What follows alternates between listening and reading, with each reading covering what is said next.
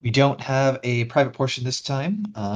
We're just going to get right into it. Welcome to the, what is it, February 2021 General Staff Meeting, Valentine's slash Singles Awareness Day edition. The staff are currently careening around on the Central Park Railroad outer rail, which I have conveniently set to bypass every single station.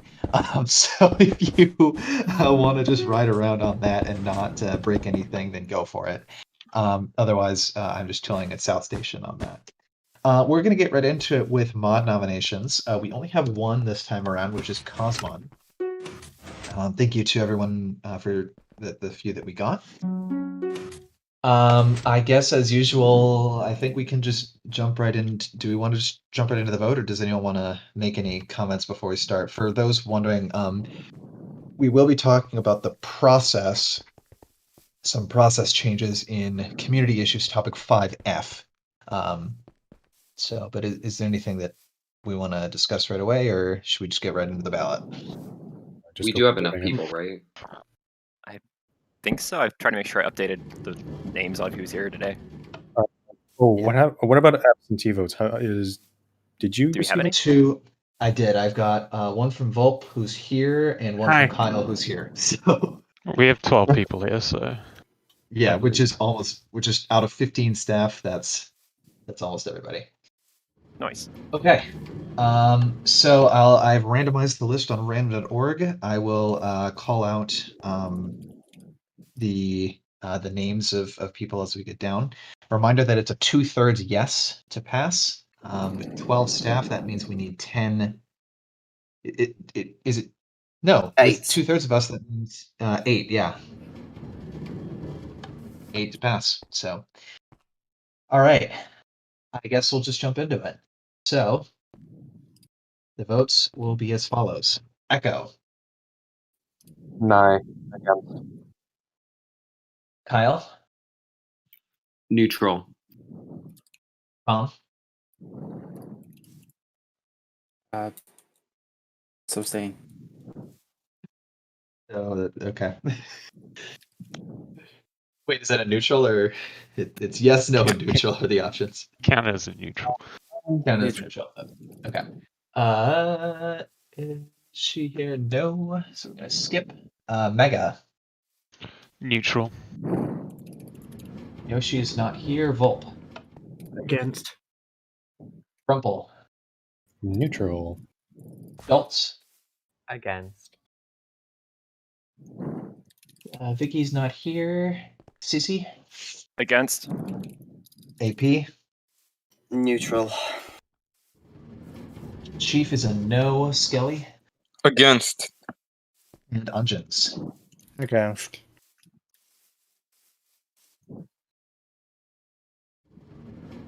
I'm sorry, Miss Skelly. What'd you say? Oh, thanks, Rumble. Yep. All right. And when you guys with the minutes open, because I don't have that open, because anyway. What is the tally there? I mean, pretty resounding no, but My brain worked today. I forgot. Looks to be 5 neutral. 1, 2, 3, 4, 5, 7. 5 neutral, 7, 0 4. Neutral. Yeah. Okay. Anything anyone wants to say specifically on their votes, or? I really want to vote Cosmin for because I thought he was pretty promising, but given that a verbal warning would equate to a level 1 warning under the new system, and that would essentially disqualify him from the moderator, had the new system already been in place, I had to vote against on principle. I just don't really. I mean, like, obviously, don't impersonate Ungens. Like, don't. But like, I don't think that was not the main reason I voted neutral, because it's like a one-time thing. The main reason I voted neutral is because he's like standoffish at times. The thing with like McGuinn and sending the verbal warning from Frumple, because McGuinn was being mean. But yeah, I just think like some fine tuning in the communication department could work more in favor. I would have previously voted neutral if this was held yesterday, going along with what Kyle said, but impersonating a staff member doesn't really seem like a quality I'd like to have among the staff. I concur with that, Joe. I'm strongly inclined to agree. Yeah, I think there's a lot of promise with Cosmon. I think originally I was going to say my neutral vote was more of a not yet, but with impersonating Ungins, that's not good. That seemed to actually genuinely worry and scare people. Can I just ask? Can I ask in general if was there any evidence that was shown by like either the nominations or in the channel that would have put people we seem to be pointing out mainly the negative stuff. Is there any positive things that might be worth pointing out? I didn't see anything that was strong enough to sway me to a 4. I saw a lot of evidence of Cosmon being a good person, a good player, and a wonderful member, but nothing that was so far as to scream staff at me. I'm gonna agree with Volk here. That's why I asked Cosmin like what else he's done, because personally, I didn't think he's like very visible. I mean, I know that's each staff member's had their own visibility in a way, and that's why I was kind of curious in like what he's done because I'm not very familiar with him, and that's why I like asked him. And then so I was kind of neutral in the sense of like he seemed like kind of nice, but like I didn't really see anything that pushed me for. And then today, I don't care about the intent. While the intent may have been in a joking manner, I don't like how it was carried out in the sense of the formatting, like almost exactly formatting a warning a DM message. I don't care about the intent. I care about the fact that it scared multiple members. I do interact with Cosmin a lot since I do come on a lot while he's online, and I think he's pretty nice. And the Minecraft 252 evidence that he submitted with him helping with the wiki page showed to me that I think he does have the capability. I just didn't think it would be appropriate to vote for him when he got that verbal warning today. That's actually something I wanted to ask about was what are other people's thoughts of candidates submitting their own evidence for, in the sense of, I was having a discussion in Mumble last night about kind of that, and one thing that was brought up was, I know Frumple and I had this conversation with staff of submitting evidence on their own behalf. I'm personally fine with if like there's some that's a better accusation against suited for 5F. Well, I mean, I meant in general. We can discuss a little bit here. I mean, but okay. Skelly, would you say that you got the impression that Cosmon like wants to help out, but just probably hasn't figured out the best way to do it? Is that a good way to put it? Oh yeah, definitely. Yeah, I think that's a better way to put it in words. Yeah. I definitely have a positive impression of Cosmon from this. Obviously, the incident that happened earlier today is not really becoming of a mod, but I think that really what the problem was, I was never really on the 4 side just because the evidence wasn't really that strong. So I think with more time and more examples of him being helpful and nice and stuff like that, I think there will be a better time later on down the road when he can more fittingly provide evidence for himself, and that would be more successful then.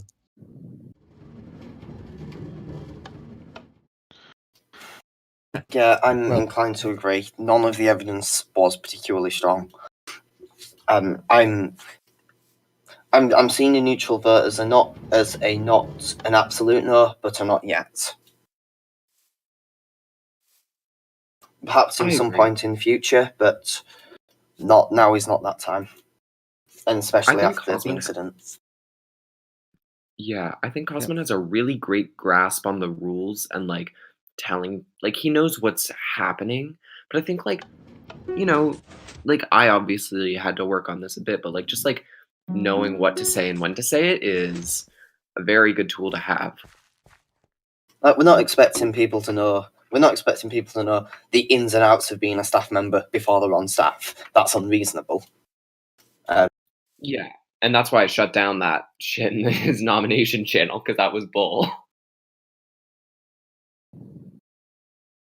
Yeah, I'm also wanted to share because, well, I was mainly involved in that incident in a way. Also about the earlier thing about evidence, I also didn't see any evidence that would suggest before, and, well, after basically sending that kind of fake DM to via Discord with a fake color coding, that really made a few people worried, including Minecraft 252, who later messaged me again. And yes, I've given him a verbal warning, basically based on Rule 3.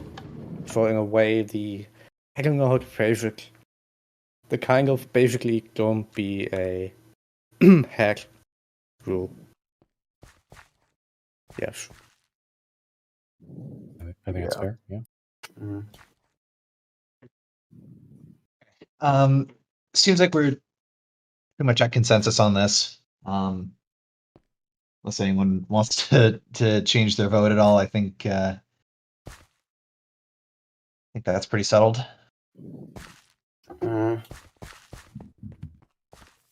Unless there's any other comments that anyone wants to make quickly.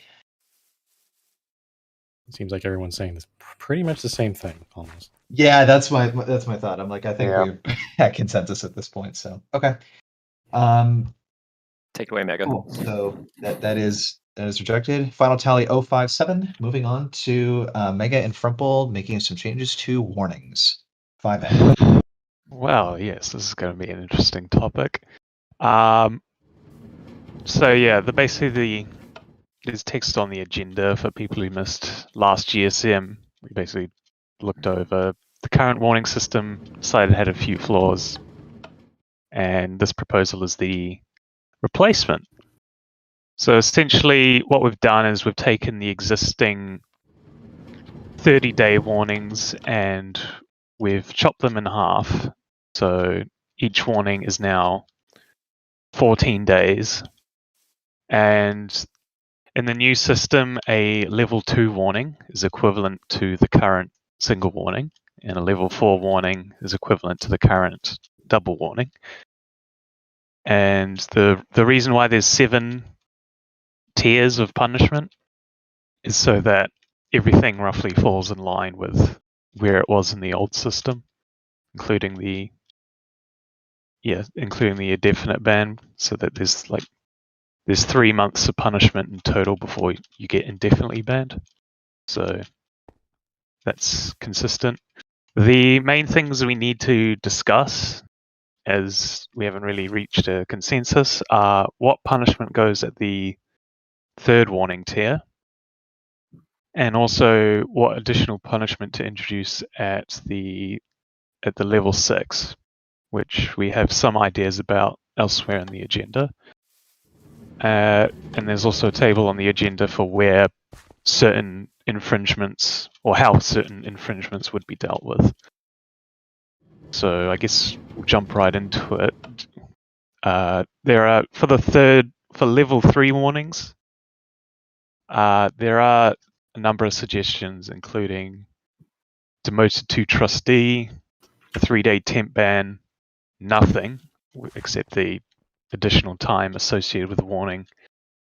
And Imperial Blocks also submitted a rather complex proposal on what to do there. However, I'm going to come right out and say that I'm against Imperial Block's proposals simply because it's just too complicated. Yeah, I think we should be adhering to the KISS principle. Keep it simple, stupid. Yeah. And in addition, the demo to trustee is also probably off the table, just for the technical implementation of it. That's going to require redoing permissions and ranks and stuff. Yeah, I agree. Sorry if this is just brought up, but what of different lengths temp bans, like something longer than a week? Because I do think having a longer temp ban would be very beneficial. Yeah, we'll get to that. Not sorry, at this level. We'll get to that soon. Right now, we're just focusing on level 3. Yeah, we're talking about warning level 3 here, where we'll talk about the other levels. In depth for warning level 3. Yes. No. Sure, let's be like Minecraft Online and go straight at one warning, one ban. Okay. So the main two options right left on the table are 3-day temp ban and nothing. Neither of them both of them have some drawbacks. The 3-day temp ban, there is an issue where, let's say someone goes straight to like warning level 5 or more. So if you get warning level 5, let's say it's a 1-week temp ban at warning level 5, do you add the 3-day temp ban onto that or not? I would say you would. But then because if you don't, then it's not fair. But if you do, then the total temp ban length it gets a little unusual because now that's like 10 days. The question is whether that's an issue or not. Like in a lot of cases, warnings of like going straight from like warning like level 0 to 5 doesn't happen that often. So is it enough to say that we shouldn't do that sort of thing? On the other side, there's nothing. And I'm against it. I think there's some people have expressed some concern about it because it breaks the progression of punishments. Because usually when you think as you get more warnings, the punishment, it should be a little bit, worse, right? There's also a case, I'm not sure if this will happen, but there's also a possible rare case that someone, say they get to warning level 2, and if they're still belligerent, they don't agree with their warning or whatever, they might think, oh, warning level 3 doesn't have a punishment. The only part of the punishment is the warning just gets extended. And they may not care, and they might just go ahead and do some bad shit. I think in a case like that, you can tell they clearly don't care. We probably shouldn't stop at a warning level 3. We should potentially extend that. Because I think, if they just don't care about the warning, they don't care about the warning system, they don't care about punishment, and they want to keep doing what they're doing, then I think that's probably way more severe than just what they were doing itself. I'm more talking about people who, sort of people who kind of skirt the rules, like enough to get a verbal warning or a bunch of verbal warnings. Like, I'll bring up Worski as an example because Worski was that kind of person where we kept getting him for a bunch of verbal warnings, right? And I can see someone maybe just accumulating them over time, right? Have like a period where if you get enough verbal warnings in one area, that's a full warning. So that way it does accumulate. Yeah, the intention for the system is to give more room for warnings to accumulate. More of a granular approach, right? Yeah. Question though, why? Because we found that the way that Frumple was intended for us to use the current warning system was problematic and we've also had a number of debates such as like, do we do a single or a double, and there's quite a gap in between them, so it's more to give us options, and it also, if we're quote unquote wrong with which punishment we decide to go with, well, it's less of an impact on the member. Meg, I'm also going to bring this up. I haven't heard this criticism too much, but I've heard a couple of people in Forum Channel that said by adding more levels, they think it's too complicated. I saw this from, I think Soa Puffball was saying something, though his argument wasn't, he didn't fully detail it. I think also Java's better said something a little earlier, like saying there's so many levels, it's too complicated. I don't know. I'm not sure if this is a majority. This seems like a minority opinion, but I just feel like it's worth pointing out. So yeah, that's understandable. 7 levels is more than 4. It will take some time to get used to and be fully familiar with the systems. So I'll do my best to communicate how it works. I'm getting Kitty to make a graphic once the system is decided on for the rules page. So I think it's something that not. Go ahead, sorry. No, you go ahead. I think it's also something that staff and everyone else is going to have to get used to too, because it's a new system. We don't know how. This is all theoretical at this point. We don't know how it's going to work like in practice, right? So yeah, I mean, yeah, we'll definitely. Let's give you a warning. I'm sure Here, we'll you get a learn warning. things. You get a warning. Everybody gets a warning. Yeah, Well, I'm sure. Tom, you say that, but like, okay, anything that we would consider annoying enough that we need to issue a quote unquote verbal warning, we actually do want to document that kind of thing because if that is documenting a pattern of behavior, that's something that we want to know about. And like, again, it's the only thing that happens at level 1 is that just means that you're knocked from being considered for mod for 6 months. So, you know, Yeah, the thing with verbal warnings is that they're not really written down anywhere. So you could be like, you could have a person who's gotten like 5 verbal warnings and no one would know because they're all from different staff members. Right. Yeah. You know? Like those should be written down, and so that's what the level 1 is intended to capture. Is the relatively minor, annoying stuff that is like, yeah, this is something that you should have known better, and it's annoying. We're not going to take away any major privileges. Like, you can keep ranking up and everything, but you know, we do want to make sure that you're aware that this is something that you can't be doing.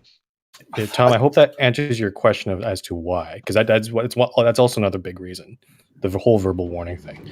This allows us to record them, and just to be clear to everyone else, any verbal warnings that any verbal warnings we have right now they're not recorded. But I think the intent is, I think staff are going to, if this policy is approved, the staff are going to go through, look up any verbal warnings they've given out in the last month, and transfer them over to the new system. So those people will get a warning level 1. And I think those people know who they are. So I do think 6 months seems a bit severe to be barred from staff, particularly, say, for a new player who doesn't know all the ropes yet. Would this 6 months be for every warning, like whether it be the highest tier to the lowest tier? The rule right now, I think it's just from the latest. As I say, the rule right now is you have to have had a clean record for 6 months as of the GSM that you would get promoted in order to be considered. So not even a verbal warning will count for 6 months. Yeah, everything. Yeah, I'm not sure I like the idea of verbal warning. I think a single warning should be more like 3 months, to be honest. I mean, I don't know. I think even a verbal What do warning others should think? at least be 3 months. Yeah, like, because you I'm can not get a verbal warning for just being stupid. Well, if you're being stupid, you shouldn't be. I'm not sure if that didn't even. But we just had this with Cosmin. he got a verbal warning. That's indicated. Yeah, but 6 months seems a little severe for a singular verbal warning. We could I'd say discuss 3 months. we could discuss reducing it. Yes. Yeah, I personally there had should be concerns some surrounding this as well. delay, I was thinking reducing it or shifting it to another warning tier, but that might get complicated. So yes, 3 months I would support. I would say I would be okay reducing that to 3, and then just that way keeps the policy simple of you have to have had a clean record for 3 months.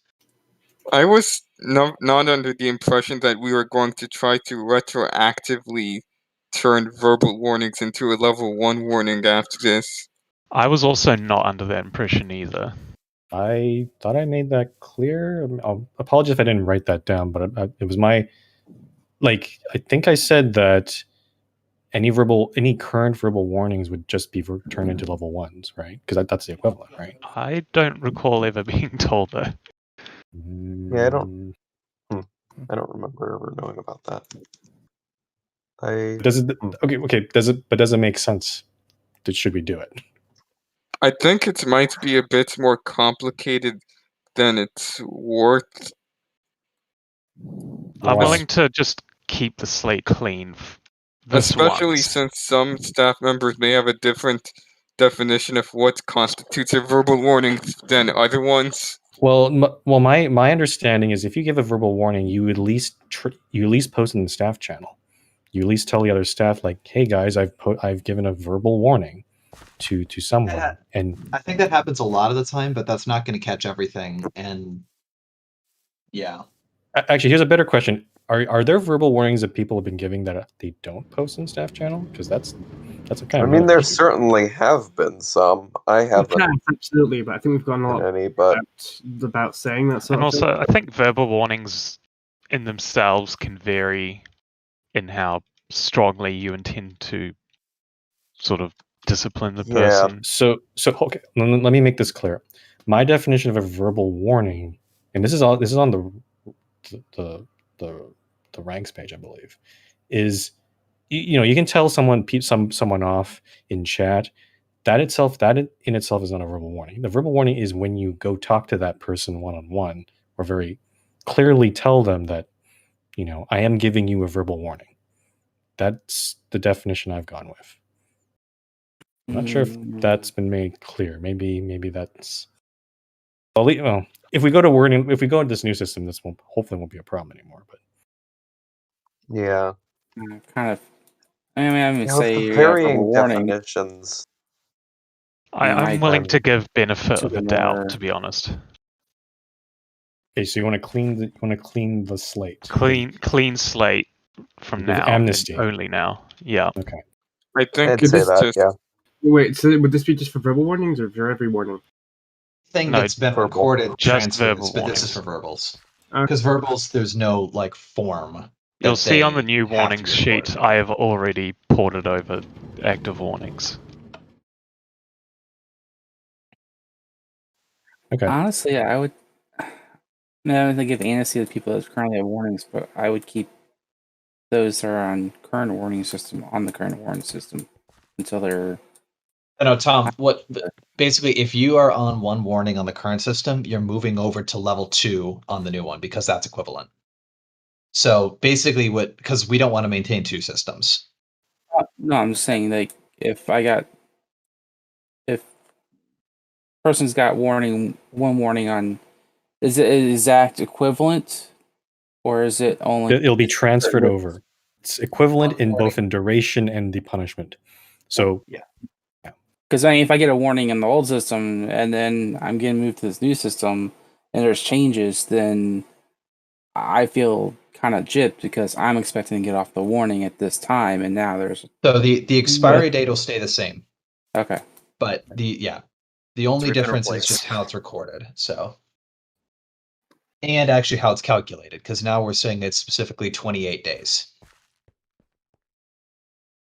Okay.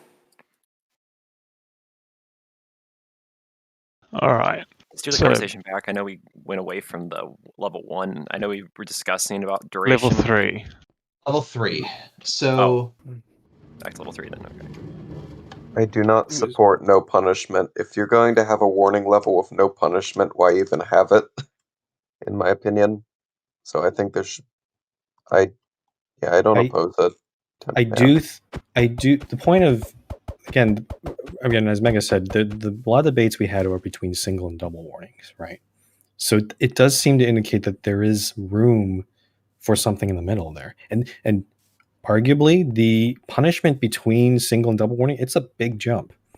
Like one is simply you can't rank up. The other one is you get demoted. The problem is I don't know what's the appropriate punishment there. I did say 3-day ban, but again, are you okay with the possibly unusual temp ban durations that might? Yeah, I'm okay with that. I'm fine with that. A 3-day ban accommodate it. Yeah, I'm more curious on the effectiveness of a short temp ban.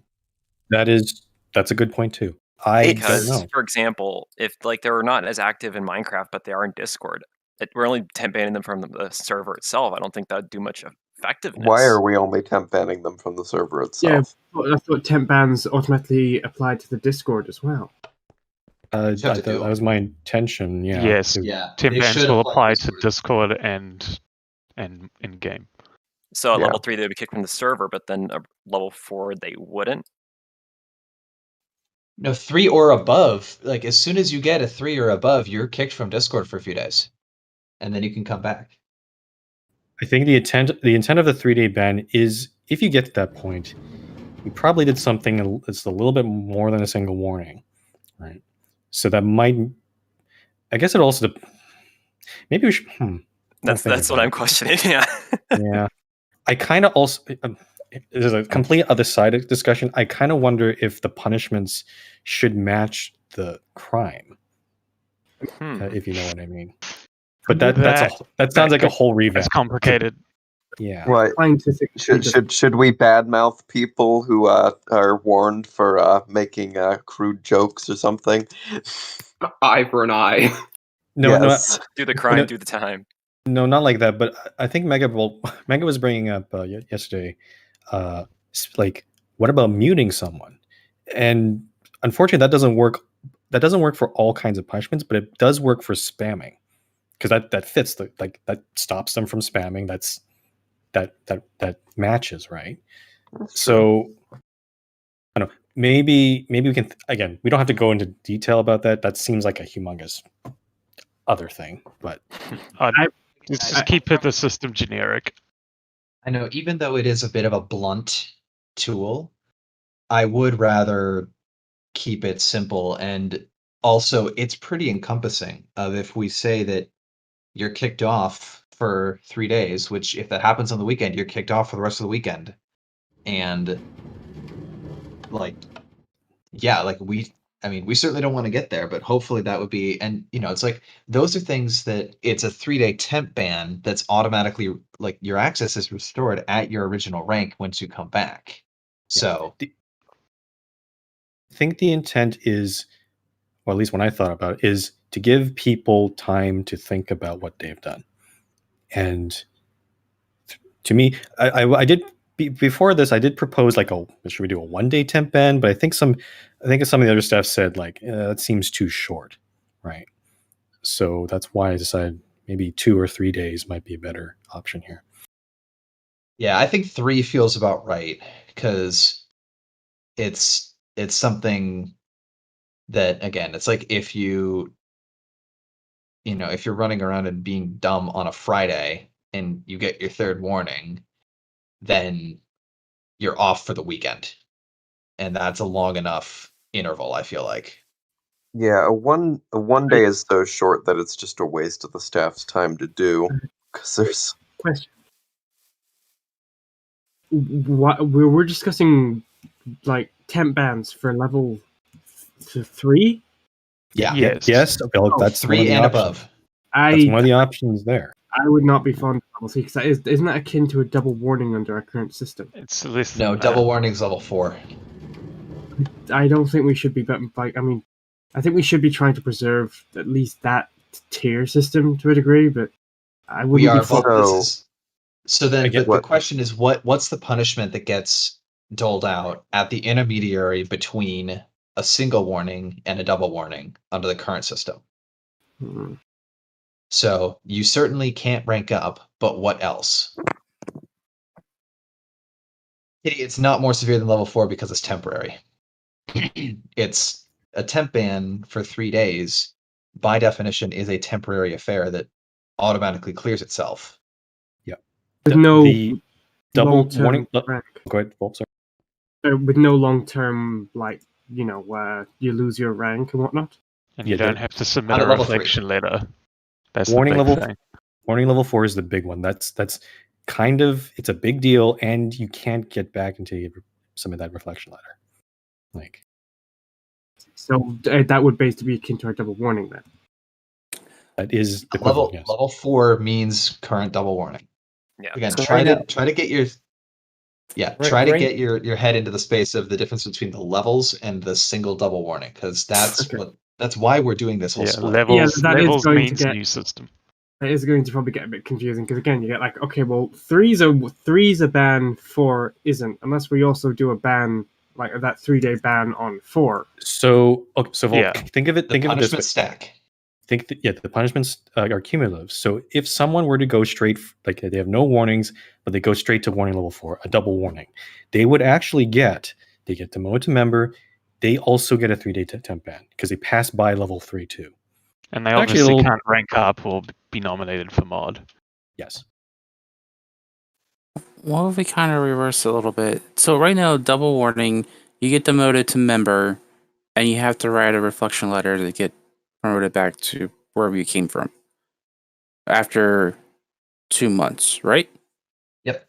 I'm sure Okay. once this is written out and like it's all, MBS makes its really nice little graphic. It'll be So easy enough for what- dum-dums like myself to understand. What if 3 gets you demoted to member before you're required to do the reflection?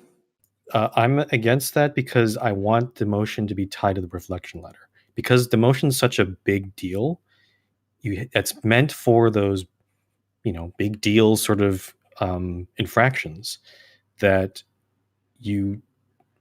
I've heard idea. Your idea isn't not new. Other people have proposed moving the reflection letter to explain them out, but I'm not. I think they should stay together. Honestly, I would agree. And if you move demotion level to 3, that doesn't solve the big jump between single. Like you still 2 and 3 now is now the jump is really big again still, right? I don't think two reflection levels are going to help there because double reflection letters I don't think makes sense. I think what That's Imperial's only happened once. I think what Imperial's saying is that he wants it to be reversed, so the demotion happen and reflection letter would be at level 3, and then level 4 would put the 3-day ban on top of the demotion. That makes sense No. to an extent. No, I don't like Lowers that. the ceiling for which you have to send in a reflection letter and makes it inconsistent with the old So system. I think there's a few things that we're trying to go for. Number one is we want to have severe enough things in place so that it is a deterrent, hopefully, against people from ascending to the higher levels. So, and this is not in any particular priority, but one thing that we need to consider is the deterrence aspect. Number 2 is simplicity of administration for us, and number 3 is simplicity of understanding for everybody else. If we're going with level 3 is a 3-day temp ban. Remember, that is a thing that in Minecraft, at least, it is set once and it automatically expires. And if you stay at level 3, you keep your rank. So that one is a lot simpler of an administration for us, and it would mean that we would allow mods to issue temp bans up to that limit, so you wouldn't need to get an admin involved. And I don't agree with the now, criticisms being brought up. I'm gonna just drop the thing I was gonna say. That does make sense. It is a lot less of a punishment. Like it does seem scary on paper, but long term, losing that rank for months, and it's a very public thing as well. And like having to submit a reflection letter to the admins, that's tougher than people think. Yeah, that's a thing you have to do. So you lose your homes, you lose your warps. That's a big thing. So I think there's also probably a social element because people will notice, hey, why'd you lose your rank and all that. Mm-hmm. People ask that for months. Right. Whereas again, a 3-day temp ban, you're only going to notice if you do /scene on that person during the temp ban. So, and it is a forced long break. There will be a notification posted in Discord for any warning. But I mean, in game, if you're looking in game, the only way that you would know is if you see that, and then once that's expired, any mention of that is only on our records and in Discord. So, I think 3 days, like it seems scary, but I also want to have it there so that I don't want people to get there. So. I'm hoping that if we move the new system, the majority of all warnings will be 1 or 2. I think that's the case where we have now. It might. I'm not sure if it'll even increase the chance of because now we have more granularity, right? So if anything, because warning level 3 is there, it is a new option for staff. So if we get something that doesn't seem to be quite a double warning level, like in the old system, we would just go straight to double warning usually. But now because we have warning level 3. Now we can go to that instead. Yeah. So to answer the question from London of what happens if a staff issues multiple warnings at once. So again, I need you all to really try to separate when we say multiple warnings in the old system, that is completely separate from with the new system, we're saying we are issuing a level whatever warning, and the level is a number from 1 to 7. That's it. your player level is the sum of all of the levels of all your active warnings. So if you do a bunch of things that get issued that are all like little things all at once, then that would probably put you at level 3, which would mean that you're temporarily banned for 3 days, and then you can't rank up until your warnings clear. So that's how that works. If you're talking about what would be considered a triple warning in the old system, then that would be a level 6. And those are going to be extremely rare, just like a triple warning is today. So also the extreme warnings, we do talk it out with staff, so it's not like one person issuing it, it's all the staff agreeing on it. right. Yeah, high tech, the punishments do stack. They don't repeat. So if you get the 3-day temp ban at level 3, and then you get another single or another level 1, you will then go to level 4 as your player. You will not get another 3-day temp ban. You will instead be just immediately demoted down to member. So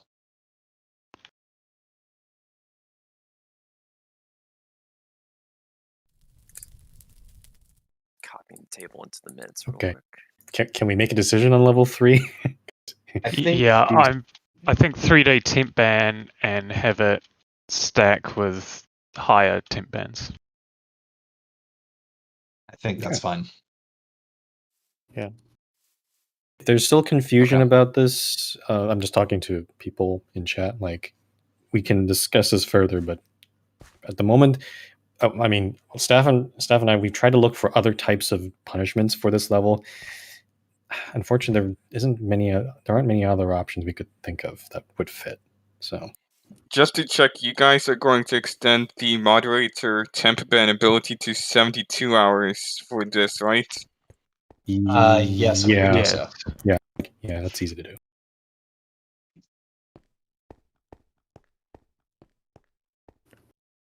Yep. So, and Skelly, that also gives the benefit of if you, as a mod, need to ban a guest, for example, then and like admins are all busy or whatever, that gives us a little bit more time to get to you. I was checking mostly for MRT News Channel. Yes, but yep. To answer Obi's question, do verbal warnings? Yes. What is currently called a verbal warning will become a level 1 warning, and will prevent you from becoming a mod for 3 months. Okay, so we did agree on 3. That's what I was about to clear. I just changed that also in the agenda. So yeah. Yeah, I think we just said 3. Yep. Yeah, I was just copying the table over into the minutes. So that's levels 1 through 4 set. For levels 5 and 6, can we just talk them? I think it'd be best if we talked them about together, because whatever we decide on one depends on the other. Yep. There. Yeah, for 5, I think 1 week temp ban was originally proposed. I did bring up the idea, could it be 2? But I guess it depends on what 6 is. And 6 seems to be, I'm reading this correct, Mega's proposed towards offline reflection. Yes. Yeah. So basically, you're temp banned until the end of the warning timer, which is when you'd be able to submit your reflection letter. The maths around that can get a bit complicated, but I have included a helpful utility on the new warning spreadsheet, which means that if a staff member ever has to issue one of these, it'll tell them how many days to issue it for. Clean slate, OB. All the verbals are clean slated, like the old ones. Yeah, like we have a bunch of programmers between us. We can figure out a way to figure out what that date is. I've already done that, so yeah. But any thoughts on the punishment itself? I think it fits quite well here. I do really like the offline reflection, and at the very least, it I think would bring home the idea that you're at level 6. There's only one level above you, and that's the indefinite ban. So I still personally think that the offline reflection is a bit excessive, and 1 month might be better, because then the 1 extra month to be on Minecraft still. But actually, I think I just said a bunch of words without clarifying, so I guess I'll rephrase it. I think 1 month is better for level 6, because being away from the community for 2 months might still be a bit much. Just Keep in so I'm mind, clear, level 6. Theoretical at level maximum 6, for it. that's The theoretical maximum for the offline reflection is 3 months, correct? Yes. Yes. If you get it all at once, it's 84 days. Yeah. And that too long? The punishment isn't always going to be that long. That's only if you do something so bad that you get issued a level 6 straight away. If you're a month away from having to submit a reflection letter and then you get another one, you have to serve that month plus the extra 2 weeks of the warning. Oh, So- maybe we should also. Oh, go ahead, sorry. Yeah, so that if it scales, the punishment, how long your temp ban for scales with how quickly you reoffend. So I just if want we... to. Oh, go ahead, Scaly. Oh no, go ahead, Frumple. There's one point I want to make clear. I'm not sure if other people made it clear. If the temp ban expires, the person will be able to still come back to the server. I did bring up the idea of Mega that what if they can't come back to the server until they submit the reflection letter? Though that might be too close to a real indefinite ban in a way. That's basically an indef ban with less time for an appeal. Yeah. But the one thing I can, I guess it depends on how much we trust the person. Because if they gone to that point, and if they come back to the server submitting the reflection letter, could they do damage, right? Because I mean, they're on thin ice because they're at member. They come back, they're able to submit, but if they're not going to for whatever reason, they're at member, and just open fire at that stage. It's not really. If they open fire or they do something ridiculous, then I'm more talking from a prevention standpoint. Like we couldn't open fire, but maybe it might be better just to not let them in until. I mean, the idea is that they'll be gone for long enough that hopefully they'll reflect from their extended period off the server. And if they don't, well, and they do something, then it's easy enough to ban. I mean, at that point, if you're forcing a reflection, you're basically just doing an indefinite ban, but a shorter time scale, as Skelly said. I'm just bringing up the idea. We don't have to do it now, but if something like that happens in the future, maybe we should look at that. But yeah, I want to keep it distinct from an actual indefinite ban. Sure. I've got another potential edge case. When somebody is, indefinitely banned, they come back, they submit a reflection letter. We would place them at tier 6, yes, but without the warnings, the ban. I mean, because it doesn't make sense for somebody just to get they get re-allowed back on the server and get hit by a 2 month ban. How ban appeals are typically handled is they appeal, we accept it, and then we let them sit at member for about a month usually. Okay. And they're on thin ice. So this would remain completely separate from the warning system.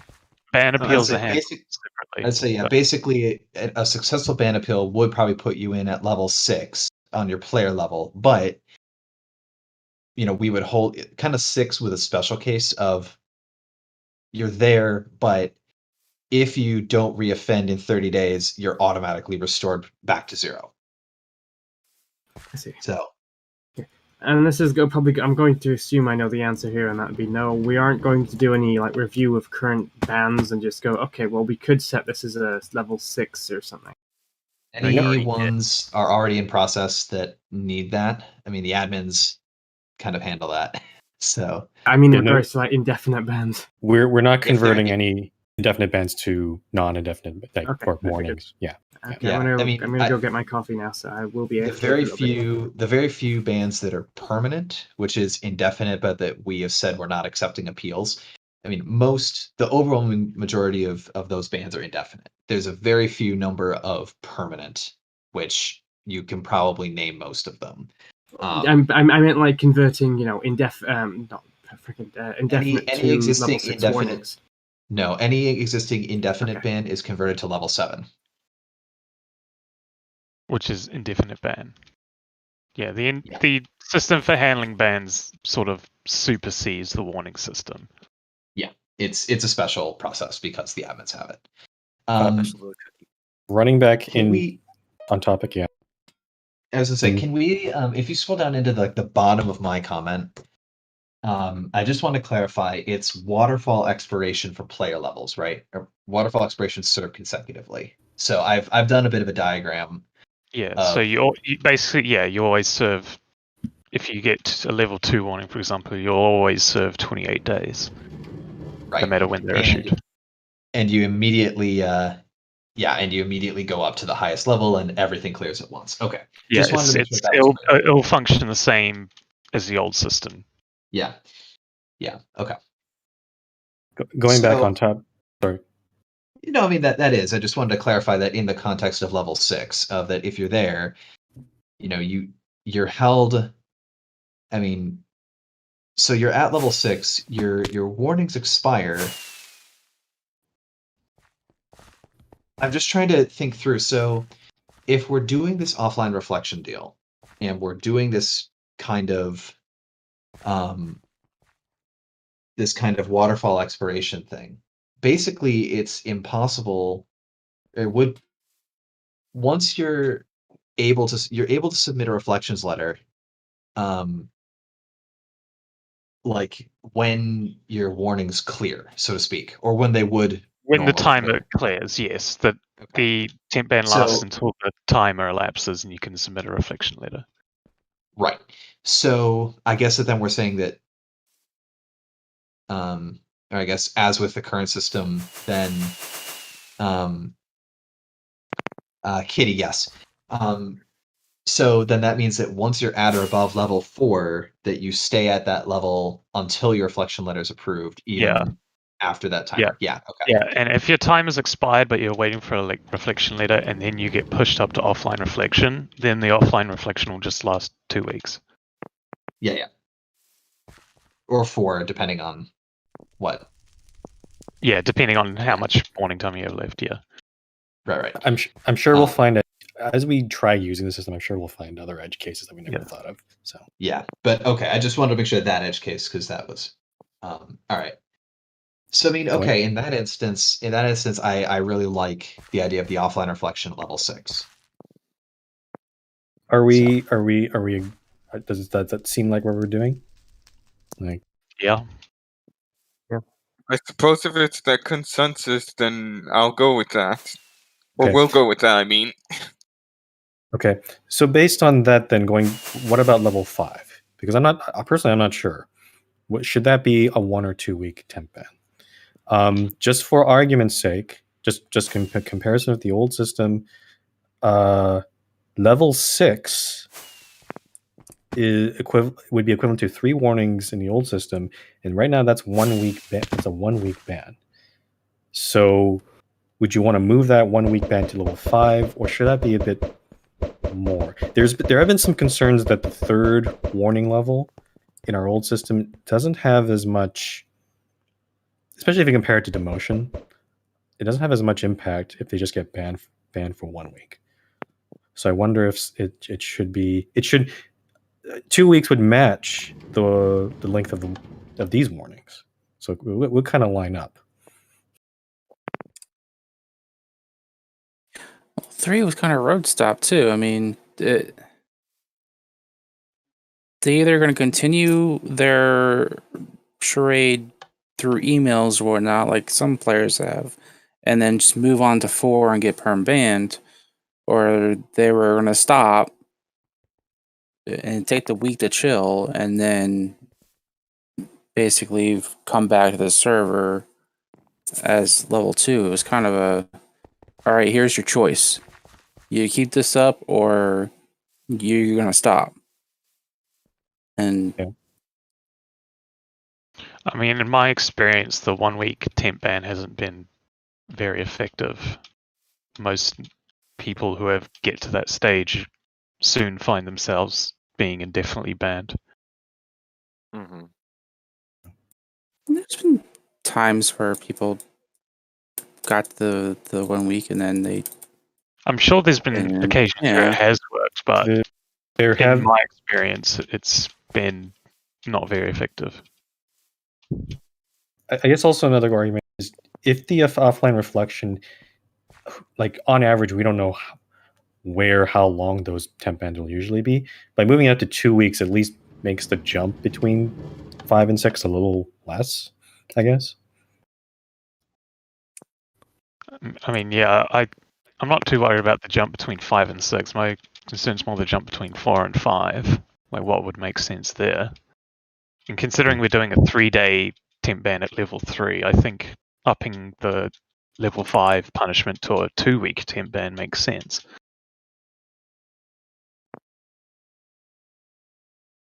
I was trying to figure out what would be different in 2 weeks that 1 week can't serve. It does. 1 week's. It's hard to explain. Like 1 week seems to have not. Doesn't seem long enough. I guess it just seems. And keep in mind, this is after you get demoted. After you're already in big trouble. You've already had a 3-day break, so. Well, that's the comparison too. If I go, so we're talking about 5. So if we jump straight to 5, are we serving that 3-day temp ban as well, in addition to, or the same? Actually, that. Actually, Megan, what if someone goes from 0 to 6? Because then, how does that work? With the offline reflection.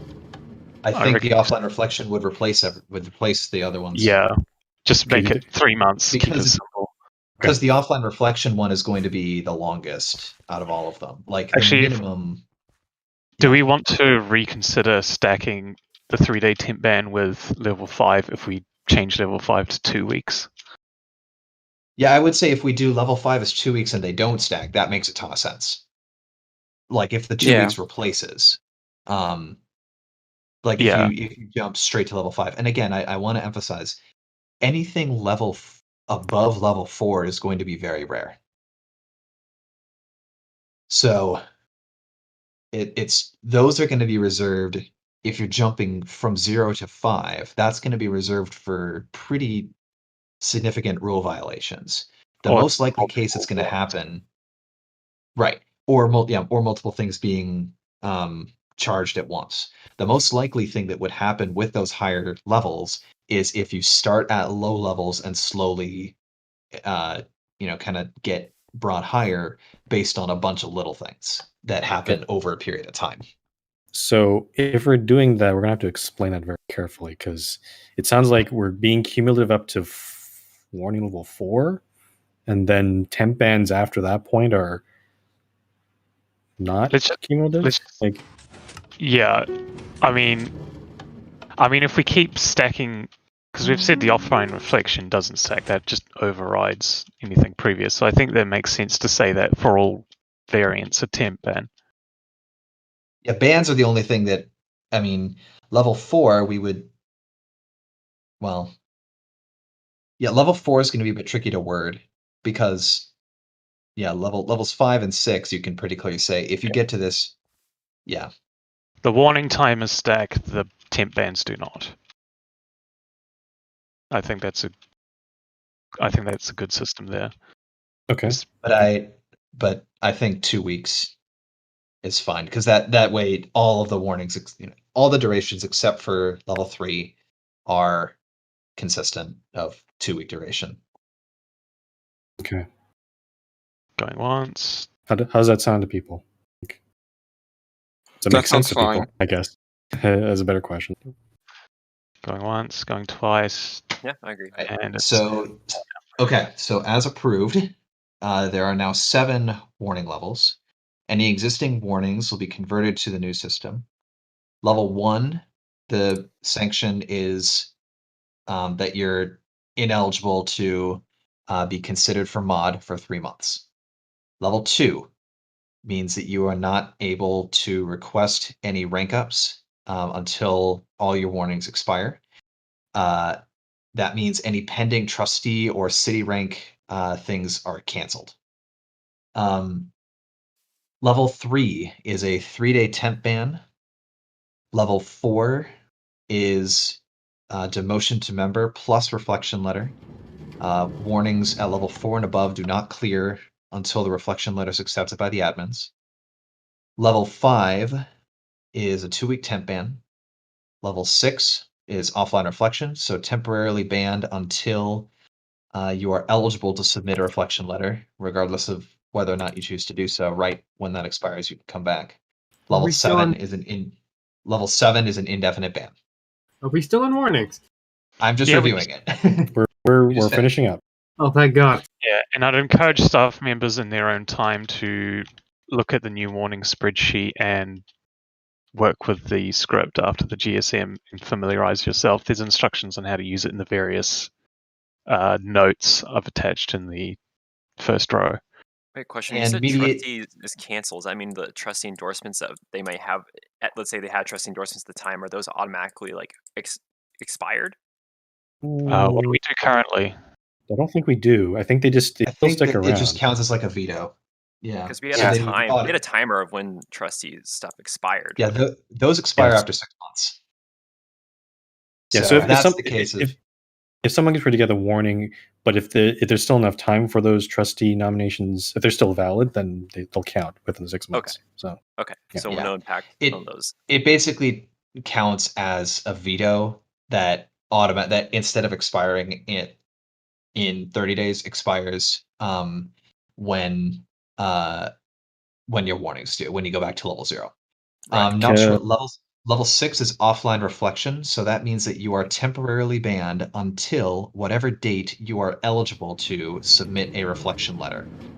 You will still be held at level 6 until that reflection letter is accepted by the admins.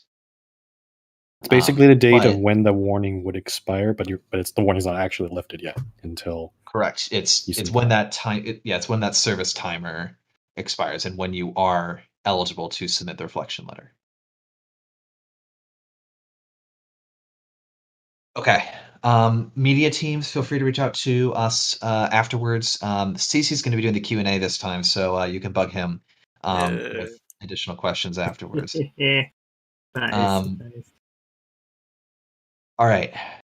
I think that settles it. That's approved. Thank you, Mega, for putting this together. That is good job, Mega. I think we made some good decisions there. I'm looking forward to the day I'll get to use it incorrectly. All right. So 5B, this one's mine. This is hopefully just a quick one. Although again, edge cases, and may I remind you, I have to deal with security at a company that we have to deal with healthcare related data. So we have very tight security rules. So I'm paranoid about security and people breaking things. So just because of my thing. So basically, there were a few people a little while back who have asked for some temporary bans. I just want to make this a formal policy that is allowed for everybody. And essentially, the only difference is here. So temporary bans, I'm saying, are up to 6 months. That is, and I do want to put the hard limit on that because that's the maximum time that we usually allow for asset transfer holds, as well as anything beyond that. And it's really an indefinite ban with a much easier appeal because you just say, hey, can I have this removed? But anyway, if you want to have us set a timer, we'll do it for up to 6 months. Otherwise, you can ask for it to be set and removed whenever you need. Just don't be excessive about it. They don't count against you in terms of moderator candidacy, but we will record them for public viewing. Just because if there's a pattern of that, that's something that we don't, that I wouldn't consider a good thing for someone to have.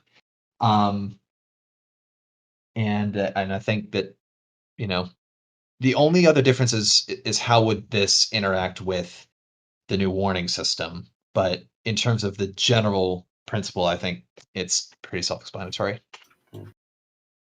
I mean, in terms of it's happened many times before in the past. If a player's lost access to their accounts, one of the first things they do is email us admins to have their account banned.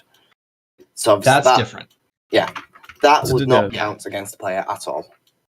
No. That is a ban for security precaution. This is if you are asking us, like, if it's finals or IB exam season or whatever your local equivalent is, or for those who don't do IB, your SAT or ACT or again local equivalent.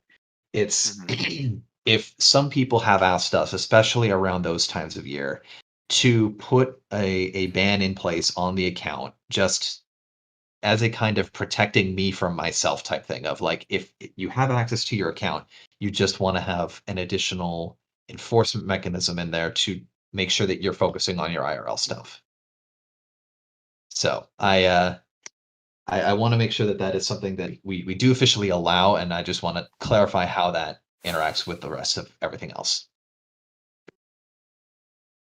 Frumple, he's Skelly.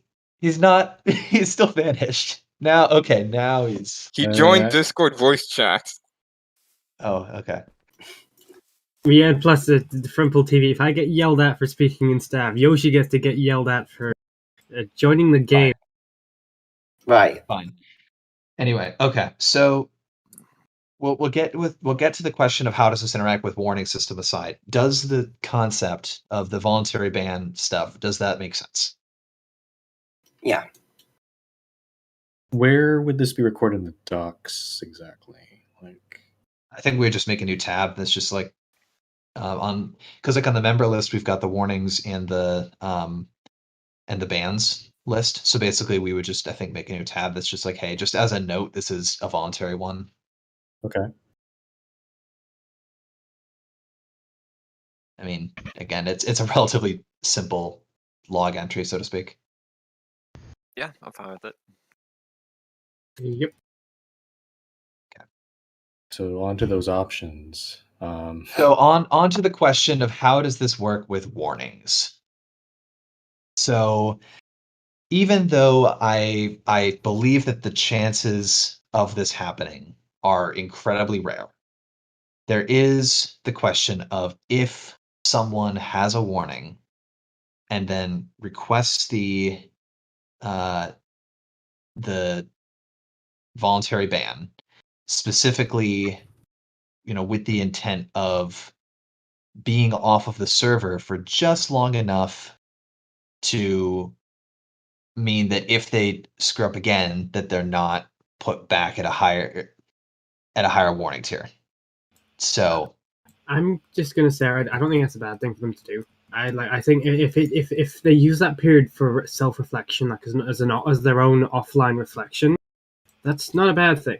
And even if they know that maybe if I will screw up in this sort of situation, and if I give myself time, perhaps I won't. Then that might not be a bad thing. Well, Picular has a point, but also I'm going to say, if we're using a ban as a punishment, even at the level 3 level, then how is it that a ban stops being a punishment and starts becoming a way to evade the punishment if it's requested? because a voluntary ban, you can ask for it to be removed at any time. Well, if it's Well, and Skelly, the main thing too is like at the higher levels, you're generally going to be serving the warnings for a while. So I'm thinking, say, if you're dealing with like a level 1 type thing, right? At day and the classic one that I'm thinking of is, you're building stuff, you forget to file the paperwork for it. So 4K waivers, for example. Okay, day 0, you get the verbal or the level 1 warning, whatever. And again, the chance of this actually happening are pretty small. I'm just thinking through the, how can I break this type thing. So if you immediately ask for a 2-week temp ban, and then your temp ban expires after your warning does, so you come back and now you're back at level 0 again. So you can go ahead and, if you again start building more rail lines, then you'll be back at level 1 instead of at level 2 where you should be, had you done it immediately. Well, if someone does level 1 and then it expires, and then they do the same thing again, I don't see how them getting a voluntary ban will prevent the staff member from issuing a level 2 since it's a repeat behavior. Just because the level 1 isn't technically in effect anymore doesn't necessarily mean that you can't skip to level 2 since this is a repeat occurrence. I think if that happens, then we'll take that into context and we'll deal out the appropriate punishment based on that. Yeah, I think a better way. Here's a way to think about this: if someone decides you got a warning, whatever level, and they decide to ban themselves, they're kind of just punishing themselves. They're just going straight to, a more reflecting strict punishment.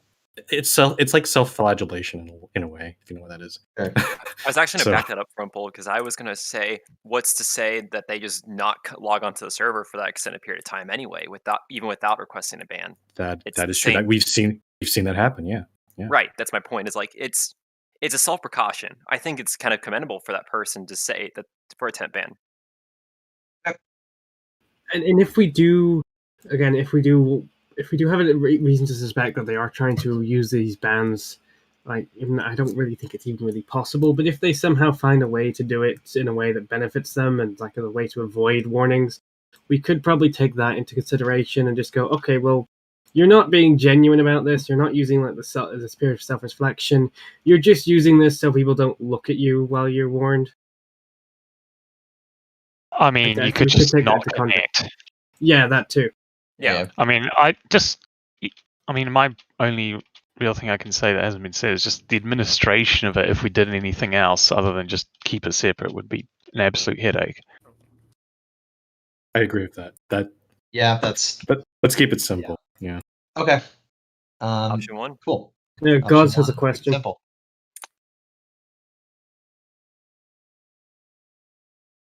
Yeah, I mean. Yeah, we kind of agree. Yeah, someone just said that, I think. So. Okay, so it sounds like. Okay, cool. So 5B sounds like approved option 1. So voluntary bans are a thing that's completely separate from everything else, and available. Just if you need one, email the admins, and we'll get you taken care of. Do not ping admins in request to staff, please. It's like, unless you're dealing with an issue of like, my account got hacked and you need that put in place, like, then just ask a staff member there and we'll take care of it. But yeah. All right. I can step off for a hot second and grab food. Kyle, you are on for 5C. Frumple, if you don't mind refereeing the next little bit. I will referee this, and I was actually involved in a little bit of this. Kyle, do you want to explain this first? And I can give some context after. Sure. So there seemed to be a little bit of confusion on what it actually does. In no way does this discourage people from having franchises in their town. The only thing that this would do is essentially say, if you have franchises in your town, those are not going to contribute to the scale component of any rank review, which basically means you have to build the buildings that are going to be considered when staff are asking the question, how big is your city? So if your city is big because of buildings that other people built, then that's a problem, right? And you wouldn't be able to get the rank for that. So essentially what it's saying is that your city should be able to fully satisfy the scale component solely based off of the buildings that you build. That's it. If you recall, if some people noticed, there was some confusion about the interpretation of this topic, and it did seem to reveal some people thinking that franchises should be included in the count. That's never been the case since near really the beginning of the server. And just to clarify, we're mainly talking about here are copy-pasted franchise in which the town mayor did not put any effort into. So if you go ask some other player and you just copy-paste a franchise, plop it down, and they put it in your town, that does not contribute to, that can help make your city, that can contribute to your city in terms of ambience or just filling in empty spots. But in terms of the build count, no.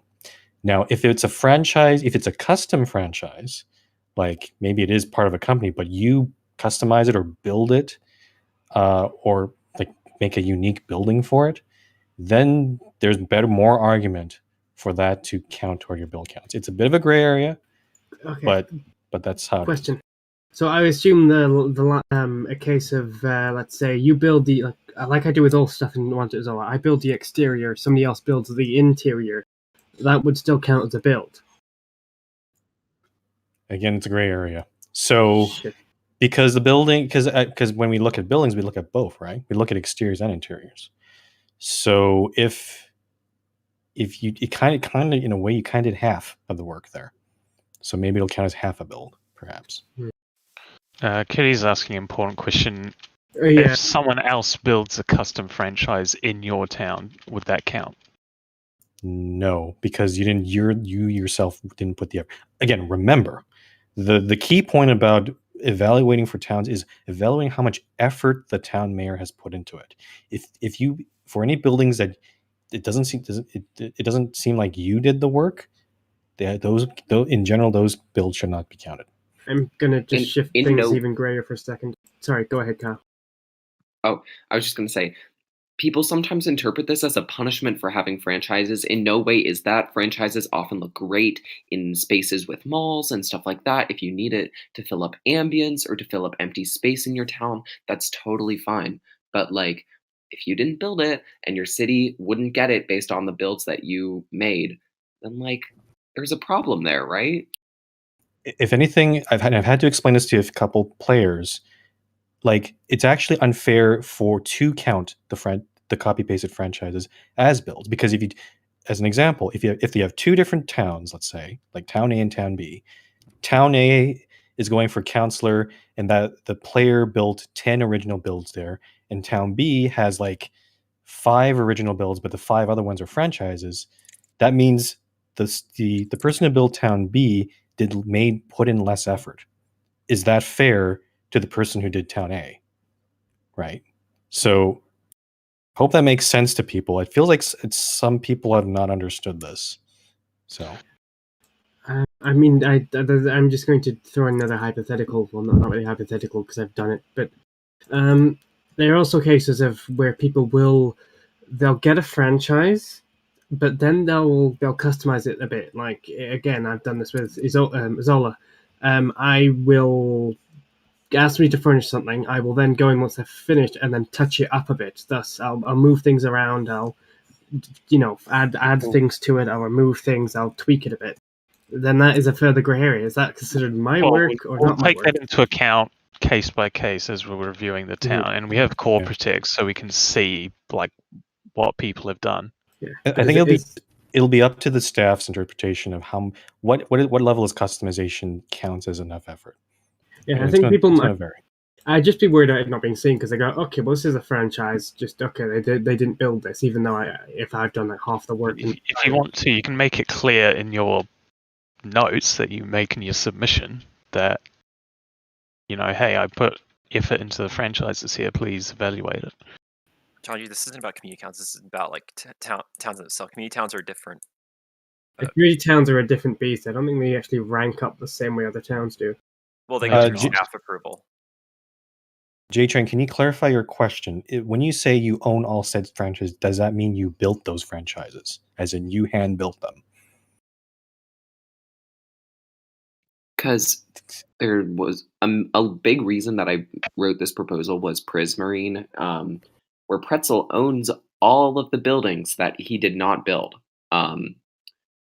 So that's, they're copy pasted, or someone else built them, but he owns the design for it, but he didn't build it, right? So the word own is very ambiguous in that sense. Holy shit, an ugly name. Ugly. I'm wondering, because Frumple said that we already don't really consider franchises, and that was never the intention. So I'm wondering, what is this rule change actually changing? I don't think it's changing. It's clarification. It's making it clear to people, because it sounds like it's So not formalizing clear. it. Yeah. Yeah. To answer your J-Train, I think that seems like a weird special case to me, because let's say if you built your franchise in say in another town, and you copy those same franchises to a second town, is that really the same amount of effort? Because you didn't put any new effort in the new town, right? So if we're going to go by that, which is the town in the northwest where all names are failing me. Town in the northwest has loads of car selling places. It'll come back to me. you're talking about General Motors? Iraq's General Motors? Yes. Iraq with Lanark? He built those himself, though. Like, isn't that his franchise? Yeah, exactly. Yeah, he prided himself on not using World Edit, and he built them himself. Yeah, so that's the sort of thing similar to J-Train's arguments, I think. I mean, Sort of. whether they World Edit it though, because yes, Lanark sort was of. by hand. He put the effort in. Lanark's by hand. From what I'm interpreting from J-Train's scenario is, if he had already had those franchises in one town and he just copied them to another, that doesn't really count, because he only put the effort on the first town but not the second. Does that make sense? Because I agree. There needs to be effort. That's the bottom line. I can't make it any more clear. And this has been the case since the beginning of the server. So, and also just like if your town skill requirement rests on an ambiguous thing, like whether or not a franchise I built is copy and pasted, blah blah blah, maybe just build a little more than is asked. That's probably a safer way to do it. Yeah. Tell us what you built. Don't hinge your entire rank promotion on something that is super ambiguous like that. Like, all of the hypotheticals can be answered with just don't do that.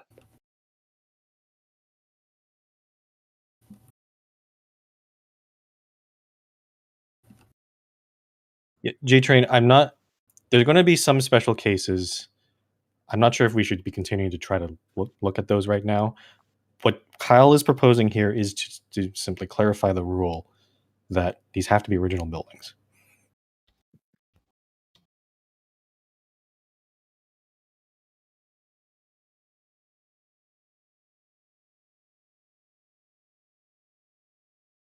If it's to answer your Zoologist question, if it's your own franchise and if it's like the first one never made, that counts in your town. Yeah, that's an original build.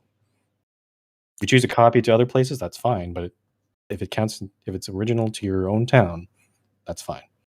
Basically, if your name appears on it in Core Protect, then it counts.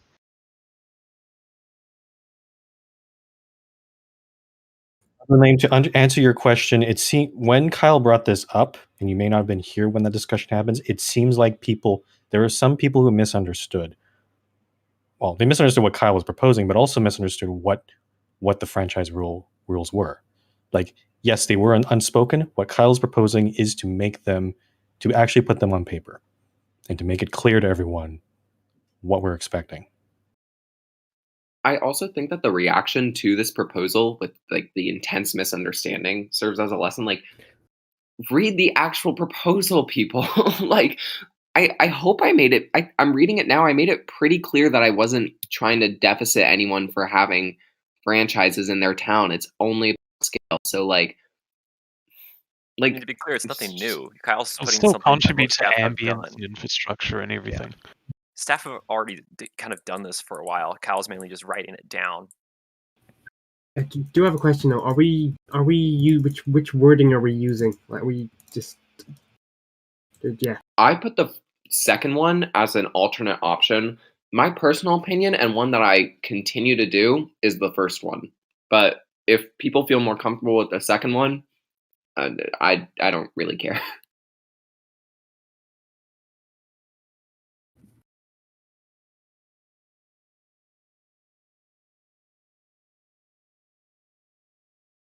Actually, Kyle, can we modify that phrasing? Because standalone franchises may not be Oh yeah. enough. I think copy-pasted franchise is a better term. Done. I do. Okay, so also Mega, using the whole thing of if your name appears in Core Protect, what are people who have? Well, I mean, yeah, if there's world edit used to help build it. No, I mean I'm just they saying can like the declare. town's so old that not everything has Core Protect on it. We'll just have to, it's up to people to explain in their submissions then. Yeah, I mean, at the very minimum, like staff see a lot of other different towns. If they see something that definitely looks exactly the same as something they've seen in like a franchise in another town, I'm sure they can point out. They're not going to catch it all the time, but yeah, if someone knows that something is they build an original franchise or they made modifications to it, they should point that out. So.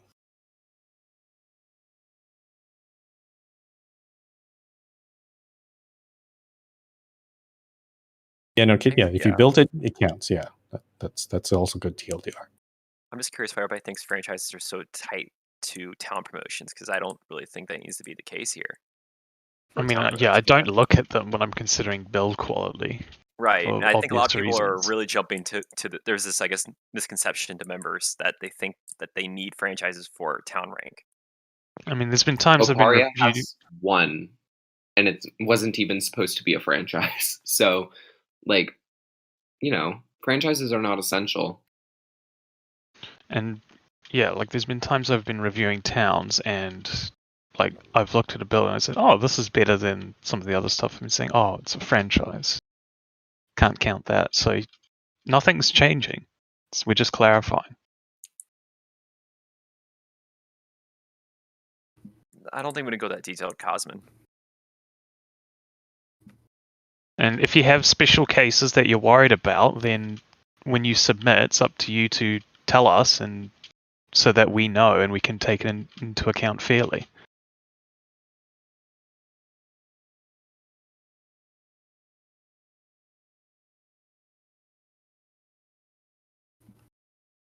Yeah, I was like, I'll still build. I don't care about I don't think it will impact franchise market or whatever. I think people will still get franchises. I think we clarified this initially. Yeah, I mean, like, if people were getting franchises for the purpose of city ranks, then good, harm the market. Like, that's not the point. Yeah, franchises do not detract from what's already there. It's not gonna detract at all. Not sure. Why we need to write it down. The reason why we're running it down is because it seems like some people have misunderstood what they've misunderstood what the original builds mean, essentially. So Yeah. It seems like we need to write at least something down, whether it's Kyle's thing or something else, to clarify this. Yeah, it helps. It helps Cosmin for new staff, because like sometimes whenever there are other staff around, pulling up the rules and procedures are a good kind of guiding line when you're kind of confused about stuff. Especially it helps new staff or even current staff. But Obi, why does it matter if it's a significant proportion? Like, franchises weren't built by you.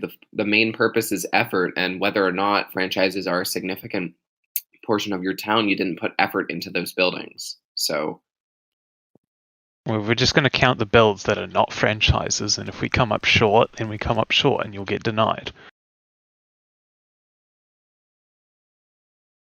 Yes, the rules say original builds already, but again, just because we have the rules there doesn't mean everyone understands them. So, yeah, there's definitely been a case of just people they say, "Oh, I like this proposal. Oh, I hate this proposal," and they haven't read the full thing. Think of it this way: this is just going to a specific detail, and we're just being specific here. That's why we're adding this thing here. So, which wording are we okay with? Can we just go with Kyle's wording for now? We can always change it later. Also, which one is that? The amendment or the original one? Because I know the bottom one has the one that Volpe did. Yeah, because like primarily that's vague, and also I just don't understand why people need to have franchises in their town to get the scale component. Just build more. Like, what do you guys think about Kitty's phrasing that he suggested? I think it's to the point. The same thing. Yeah. I'd be it might actually be approving that. It might be more to the point than the other ones, honestly. Yeah, honestly, I actually like that one more. It's just less words, but it means clear. the same thing. All right. So Kitty's. Yep. Yeah. Congrats, Kitty. Your idea got into the meeting. Yay. Finally, democracy. Democracy doesn't exist. Shh, it's an illusion. I am the Senate. Anyway.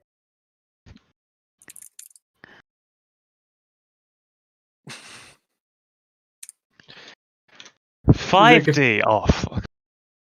Hi. Take it away. Hi, guys. Ooh. This is proposal. We think this is bad. We still have 5E and F, and I don't know where C is. Oh, Jesus. And Aurora. We've got 6D coming up still, too, and I'm not looking forward to that one. Okay. So there have been... Right now, we're kind of in a state where this is the best time to look at new plugins. We're 1.17 is still quite a bit away, and we've updated 1.6. Everything seems stable right now. So there have been some proposals to look at plugins. There are two types. There's ones to add vehicles, and there are three options. They all have different. Some of them require resource packs, some of them don't. And there's also head database, which was proposed by Gods originally. That one will likely be added as a supporter perk. Well, one thing that all of these plugins share is they cost money. So if they're not, it's not that much in terms of all like overall finances, but I do want to consult the community and see if you want to try one of these plugins out on beta server. We need to choose one, and then I will shell out the money to do that. There's a possibility that we try it out and it doesn't work for us and we waste the money. That's fine. I want to make that very clear. Like, that's just the way things go. But I just want to get a sense of, do we want to try any of these plugins out? I think the head database is the most promising. Yeah, I'm down plugin. for the database. The head database, they actually have a website that they upload all their heads onto. You can actually use command blocks to get them, but that for me that involves hopping off server, going on single player, getting a command block, putting that into the command block, saving that to a toolbar, and coming back on. Versus that's how heads have always been imported into the server through importing. This basically allows you to get these head databases, everything from this database with a single command, and just some snooping around in the UI. It's much easier, I think. Okay. Regarding vehicles, I know a lot of people are saying we don't need them. I'm going to disagree with this, mainly just from the fact of attracting new guests to the server. Because I do know that there are a few players, even members who came to the server in the first place, they came on here to explore the server and to ride something on roads. Horses are not very realistic. And I wish, again, UCars unfortunately doesn't work. I think there is benefit to having a vehicle plugin because we have so many roads. We should have something to drive it, but unfortunately, the quality, the availability of plugins for that is not there. You have to pay for these. Also, I will say one of the plugins in this list, the one called Vehicles, it does explicitly say it does not require a resource pack. However, based on, and I don't know exactly for this for sure, because it doesn't require a resource pack, I believe how it works is it uses, or maybe kind of abuses, armor stands a lot, which may not be good for us. So it's, again, the thing is we don't know until we try it. So I'm just wondering if it's worth trying at least just to see. So my first thought is anything that requires a resource pack is going to be a problem, because since we opened, we have held the standard that the only thing that you need to connect is a vanilla Minecraft client at the correct version. We have never required anyone to have a specific resource pack or anyone to have any mods installed in order to connect. So as with Kitty and Echo and a couple other people saying in chat, if it's a required, if there's a resource pack that clients have to have downloaded, that's a deal breaker, and we can't, and I don't think we should have it. Okay, that's fair. If it's a data pack, which is something that goes on the server side, that's fine because that's something that we just have to install on our end once. But if the experience for someone without the resource pack is a problem, or if it breaks the vanilla experience, that's a deal breaker. Yeah, I'm with Chief on that. Yeah, I would actually be in favor of adding the one that doesn't require resource packs just as a test. Like, it might be laggy, sure, but hey, it looks pretty fun. And yeah, Trumbull is the point that people do join for these sorts of experiences. And I mean, I personally, even as a new guest, one of my favorite things to do was to ride U-cars. And while I probably would have gone on the become a member anyways, regardless of that. For other guests, that could be a real convincer to stick around because hey, we've got custom stuff, we've got some fun stuff you can do. You can drive around and do all sorts of weird things that you wouldn't be able to do on any other server. So come give us a look, eh? Again, I just want to for all very good points. I just want to reiterate though, does that stop us from trying it out on beta just to see how it works? Because again, we don't know how it works at this point, right? Like, is it worth trying out? And then after that point, I think after we try it and have people get a chance to try it with or without a resource pack, then we can put it up for like a survey question to see if people still want to try it or not, or put it on main. I should say. I agree with that approach. Yeah. I would have to also ask, what would we consider a success or a failure state regarding this plugin? Like, we'll have to see. I can tell you several failure states. Like if it doesn't go up, if it doesn't meet our requirements. Like for example, we tried cars a while back, and that one you couldn't even go up slabs, and it just everything was fucky about it. So if the plugin's like that, that's a fail. Like I'll mention also QAV, the Quality Army Vehicles plugin. The reviews aren't really good. People have had problems with bugs, and also when they try to bring it up with the developer, there's no response. That in itself probably takes that plugin out of the running, unfortunately, because that's so the only vehicles plugin left based on no resource pack and actually decent support is just vehicles.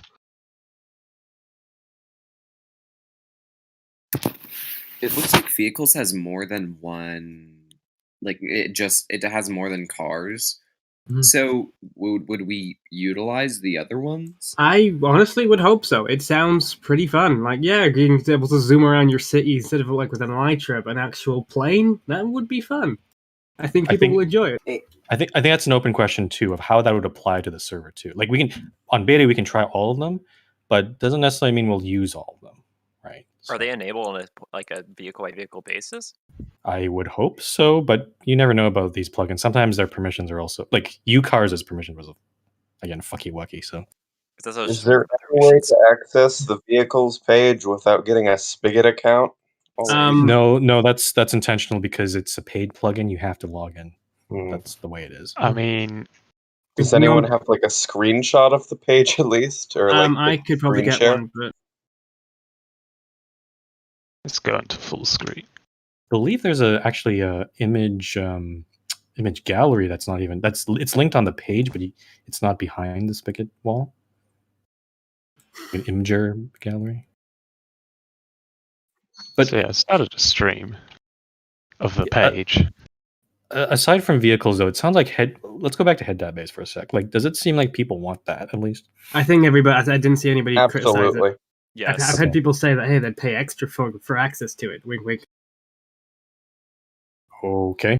Raise some money for the server. You get my little special $2,500 bonus, whatever the hell.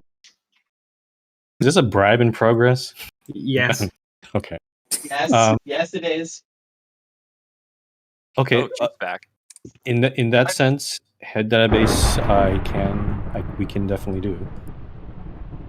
Database, I think, is pretty compelling. I think the other ones, I mean, yeah, some of them possibly, depending on how that goes. And again, the failure state that I would want to really look for is what happens if you don't have the resource pack. So this plugin doesn't have a resource. Oh, are we talking about a different one? I mean, the one you're streaming definitely has a resource pack.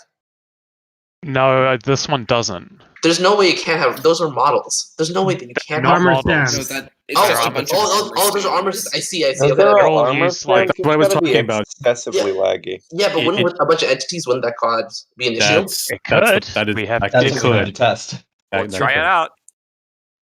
I'm gonna be honest; those look really garish. We do have a lot of armor stands anyway, but as Gods has been able to tell us as Gods has been able to prove in the past, armor stands don't have that big an impact on the server, especially if they won't have any collision or. I think the thing that we're going to run into though is if this thing is abusing them by creating and destroying them every tick. That's where we're going to get the problem. Like if an armor stand by itself is just by itself and is stationary and isn't moving around a whole lot, that's not going to have that huge of a draw on performance. Whereas like if this thing is changing them every tick and recreating them every time, that's a problem. Yeah, it could just be moving them. And there's also another potential edge case. That this is probably really thinking ahead, but I'm looking at the car one, and I can immediately see some people just going, yes, let's make a bunch of cars all around my town and just have like dozens in parking lots. Like somebody's going to do that, and I think we should maybe say no. I do like how they look. To look at, there may be permissions. There may be permissions that can help us address that. We'll have to look at it and investigate. I would say just add it to beta, but it is a paid plugin. So Rumple's willing to sink the cost. $10. Yeah, I did say I'm okay with sinking the cost and just trying it out. If it doesn't work, then that's fine. But I mean, I recognize the desire to spend as little extra money as we can. I will also say, in the very grand scheme of things, $10 isn't too much. And also, y'all keep buying supporter gifts for each other, and you can re-up your supporter if you want to just give additional into the pot. So Remember, folks, there is a donation goal. There is a donation goal. There is a donation incentive, which Volp actually, if we hit, it's going to be glorious. Absolutely. Chief and I are planning something a bit special for that special bonus. Is this more bribery? Yes, absolutely. More bribery. Go on, donate to the server. See, do it. Here on the MRT server, we're transparent of bribery, folks. So, and it's not corruption if you're upfront about it. Yeah. And we're saying it's legal because we are the Senate. Shocking me, goddammit. Okay, sorry, going back on topic. So head database is a yes. How do people feel about vehicles then? Is it worth trying? It's worth trying. I think it's worth trying. I'm not particularly optimistic about it working, but if Frumple wants to pay for the plugin and try it out, then I'm fine with it. Yeah, I'm gonna let that go here. We'll learn something. If any, at the minimum, you can have entertainment of just trying it out and trying fucky things out. So, yeah. Okay. I will purchase those when I have time and get those on beta pretty soon. Point of order. Avanish actually submitted a comment for 5A, but it was a bit late. It was at 7:15 GMT. Should we even bother with considering them during the GSM? No, it's past the cutoff. If he's late, then... If he's late, that's his problem. It's past the cutoff. And also, we already decided it, so... Yeah. Yeah, that's the same argument that we applied to when Modern tried to block an IAT. Yeah, well, Kitty, if you're emailing stuff in, we stop looking at our email when we start the meeting. So, if you want to send it in after the cutoff, you're risking us missing it, and we just making a decision. We've literally already ruled, so... Yeah. I don't Yeah, think I think by the time he that submitted it, we were actually still on Cosmos. Yeah, he sent it during the meeting. I think he sent it at 11:15 PST. So, which is during the meeting. Yeah, 50 minutes after the meeting started. So we were well underway. Anyway, moving on. Let's go to 5e. Chief, are you back, or do you want me to keep? Yeah, I can keep doing keep doing the top 5 topics for now. Yeah. Yeah, I mean, as I said, I'm kind of going to be in and out the next little bit. But I should be here for this the next one. The next one at least should be relatively simple. Oh dear. 5F is. I have an interjection after you're done reading it. Okay. All right. 5E, So requiring staff approval to regen or demolish entire towns. Oh, okay. That's 5. Sorry, I thought this was 5F, not 5E. I agree with this. Fine with me. Yeah, this is such a niche case, and it is. Would this also cover? Well, I guess we don't really approve moving towns at all. I think we should, honestly. Like, no. Let's not have that conversation this time, Volp. Oh, go sure, make it personal. Why don't? So yeah, Volp, you of all people. No, the thought is like, and we've long held the precedent. I will submit that again. I will win it. This time. Please don't. Not Volp. No, please. Not airlift again. No, the rockets this time. The precedent that we've held since 2012 is that, I mean, unless you're going to do manual changes to the landscape to change things, that in terms of in terms of natural features and stuff, that your town like gets what you pick, and you're kind of stuck with that more or less.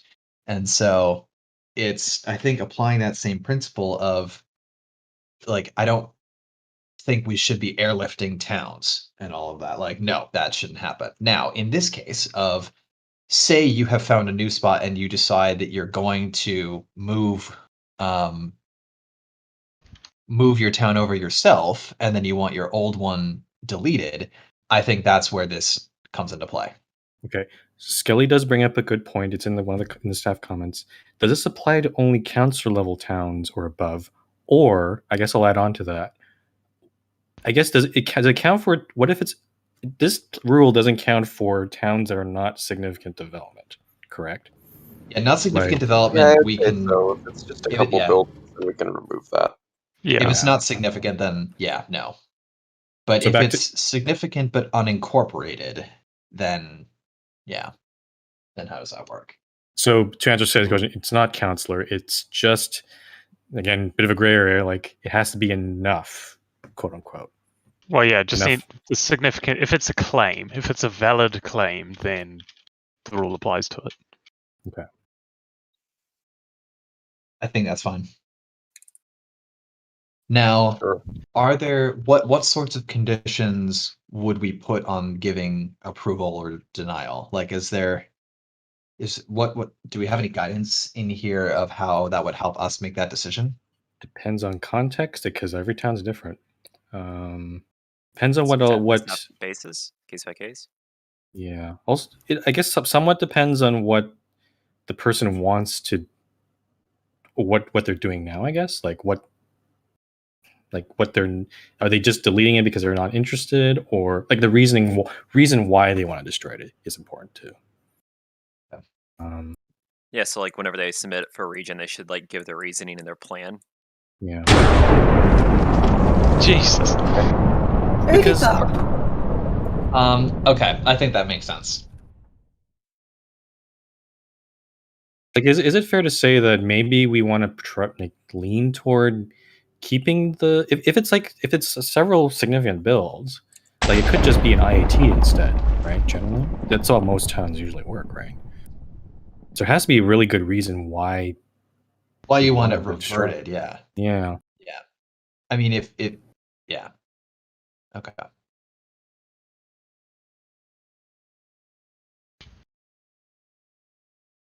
Yeah, but I think in principle, I think I'm happy to approve this. Yeah, it seems fairly simple, and it is such a niche case that I probably shouldn't have started speaking after I took the ventilator. I approve. All right. Something that's approved. Yep, I'm happy with that. Does this just get Oh. where does the Oh, yeah. where does this? Oh, sorry, I just need to ask which part of the rules does this get added to specifically? I think this would go near where we have the land scarring rule of you can't be doing land or just wherever we're talking about making big changes to. Oh yeah, I can put on New World, the land claiming and all that sort of stuff. Yeah. Yeah, it would go under that if you want to regenerate. Yeah.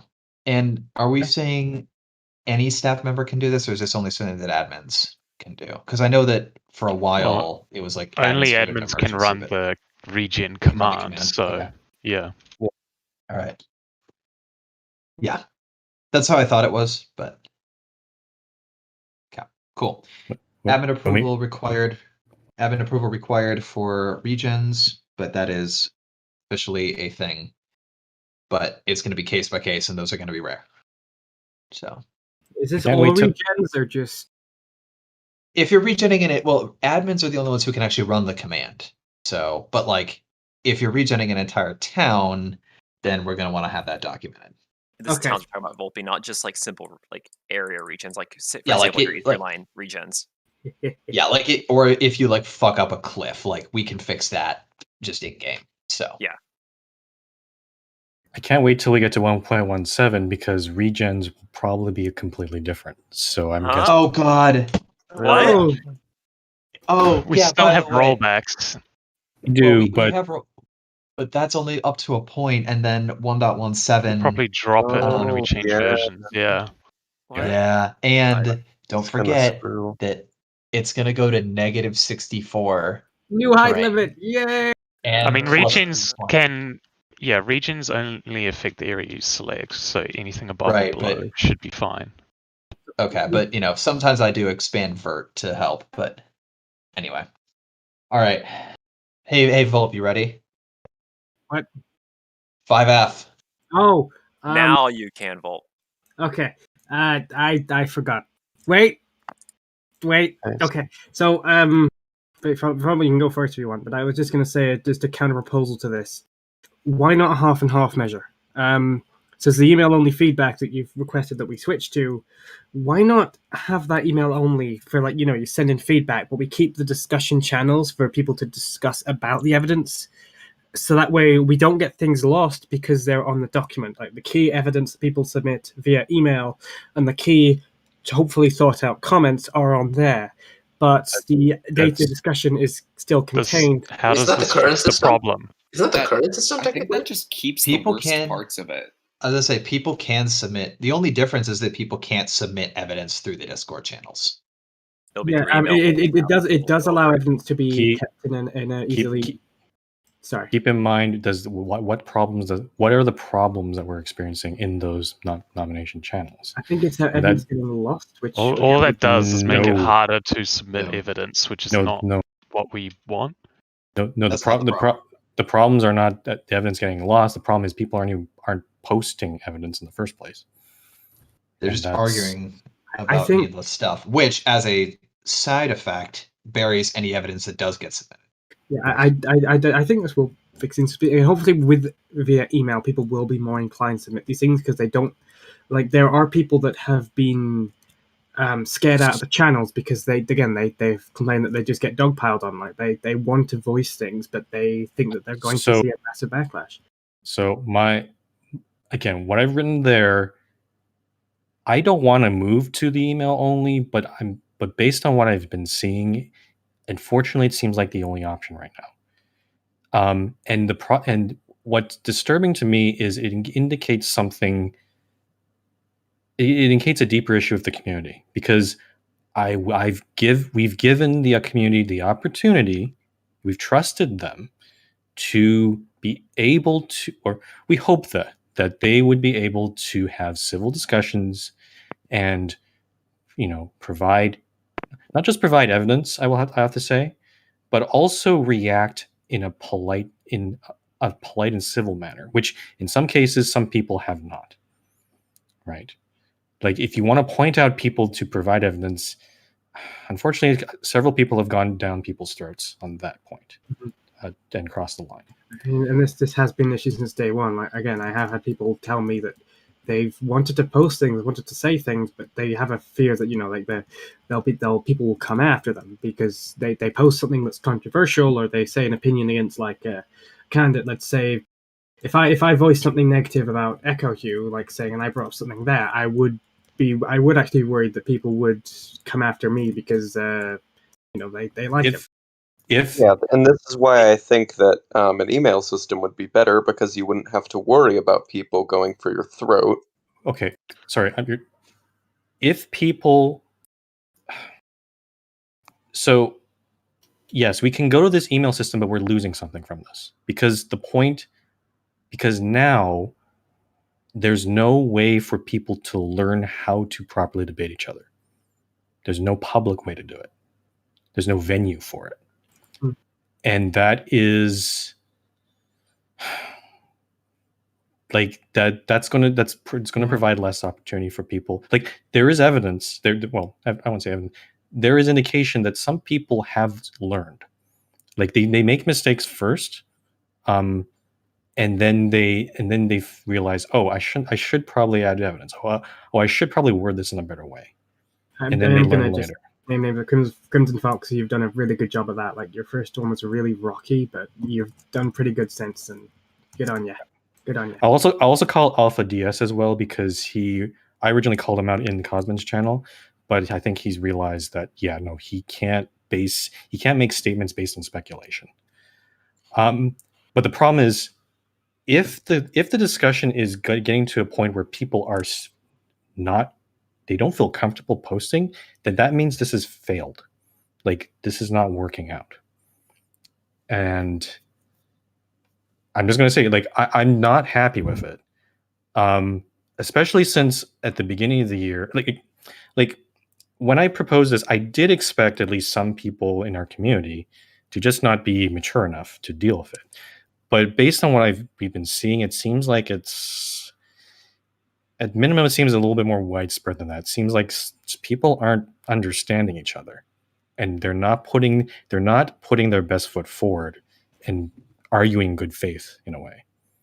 And because at the January GSM just last month, I did say I had an expectation that people should be trying to understand each other, trying to listen to each other.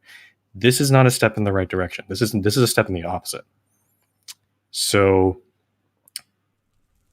I did add some stuff to the this topic before, but I did remove it. But in terms of like, if this sort of thing continues, it's not going to. It doesn't bode well for this community, right? Yeah. And as much as we can move to email only, but I fear that it's kind of hiding things. It's not really solving the problem.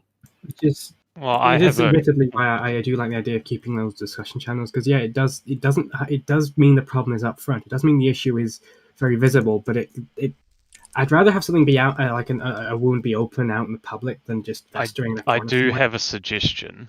Instead of email, why don't we go to a form? I think that's that's fine, Mega. But I think it's effectively the same though. Like at the very least, we are still removing the discussion channels, and that's a big thing. Yeah, how would a form work? Well, you'd have one section to fill out where you put your evidence, and you'd have another one to fill out your comment, and you could make it so that it automatically cross-posts to Discord, and then people can do a tick reaction if they agree. That's interesting. Yeah, but we're not allowing discussion still. So I have one question. Yeah, there wouldn't be discussion, but we would cross-post them to Discord. That's a technical. When I say email only, it can be email only or form. That's fine. That effectively, to me, they're kind of the same. You can add bells and whistles and all that, but fact that the point is removing it from Discord. We had an open discussion channel, and that's not worked out well. Skelly had something to say. Sorry, go ahead, Skelly. Are we going to intervene in Minecraft chat or Discord general or the like to try to actively prevent people from discussing the candidates there? I actually don't know. That's a good question. I'm open to allowing that. Obviously, I mean, if things get out of hand, then I'll shut it down. But I don't think we should be blocking discussion. And again, productive things can come out of it, and if that actually results in that same benefit of debate and civil behavior, because it's not in like some organized form, it's just a casual two people are in a playing Minecraft together, they start talking about a candidate, that could actually be really beneficial. I mean, this. I'll also be clear. Like, if there's any way to go back to open discussion channels, I would like to go for that. But right now, I don't see any indication that it's appropriate fit for the community, unfortunately. So maybe if people do discuss these in in-game channels, or try to, I guess, in-game, try not to do it in other, like, I guess, general chat, but try not to do it in other, like, spread around too much, right? But if there's an indication that people can converse better, then we could bring these channels back. But at the moment, I think at the very least, we're going to try email only, see what happens. Maybe at least give people a break from this. Yeah. And Yeah. I think I've got some stuff to maybe bring up after the GSM that I've just been forwarded by somebody else, but I'll hold that until things have settled. Kitty is currently typing in the meeting channel if you guys want to wait on that. Big honking. Oh, come on, Kitty. Come on, out with it, boyo. We're 2 hours into this GSM. There's a little problem that isn't 100% GSM related, but I'm vanished and I'm still visible on DynMap. Oh, that happened to me actually a few days ago. I had to rehide myself. Rejoin. It can screw up sometimes. I say you should be able to manually hide and show yourself if you want. But anyway. Yeah. Okay. So I'll just finish up this topic. I'm just going to recommend to people, please read. If you haven't looked at the status server address I made, please give it a read. And if you did, maybe just reread it again, because I feel like some of it's gone. I want people to take what I said to heart, because again, this is what I'm expecting from people in this community, and that includes any type of interaction you have on this community. And right now, it's not a good direction we're going in. So there's still plenty of more months until the end of the year. I'm hoping things will get better, but yeah. I mean, it might be there's a bit of a dissenting opinion here, but I do think things have been improving since October. Like, there's been hiccups, but I think it might just be because they've been more open about these sorts of things. I think overall there has been improvement, at least on with some individuals, and I think overall it's been reassuring. But this is just my take. I think particularly for Cosman's channel, I'm gonna admit this too. Like, originally we weren't a lot of the staff weren't as strict with the enforcement of these guidelines, particularly when it comes to, I guess, what you call casual opinions, like low effort opinions, where people just simply say, I'm for, against, neutral for the candidate, and they don't provide any evidence. Like in previous channels, we haven't been strict. Now, for whatever reason, I guess we are now. I'm not sure when that change happened. We didn't make that clear to the community, and for that, I think I'd like to apologize for that. Like, that's not. We should have made that clear to people. So, I'd imagine so. Yes, London. The channels will still be archived. The Cosman's channel will be archived after this GSM. And we may still have channels for cross-posting email feedback as well. Yeah, I actually suspect, Mega, the depending on how much stuff comes through the email, it might get really unmanageable, especially if a lot of people post comments. So we might need that form sooner than later. More code for me to take over the server. Okay. Speaking of server, there's a special event going on after. Wink, wink. Right. I was told I could release it today. Okay. Okay, I'm done. Yep. All right, we're done. Cool. Let's get into section 6, and I'm gonna have to probably drop for a while again. So apologies. Rumble, if you don't mind Mini taking road. over. 6-8, CC give me road. I'm taking over. Oh, okay. Yes, thank you. Jeb to Give me Moville. road. Sure. mean, it looks close enough. It's so cute and tiny. I love it. Did you propose this for a meme or? No, it is more than 500. Like, it's actually bigger distance to. I actually need approval. Damn. Okay. That's sure. Like, really why I have to do it.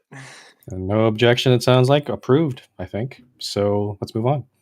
B988 Harbor Random 852.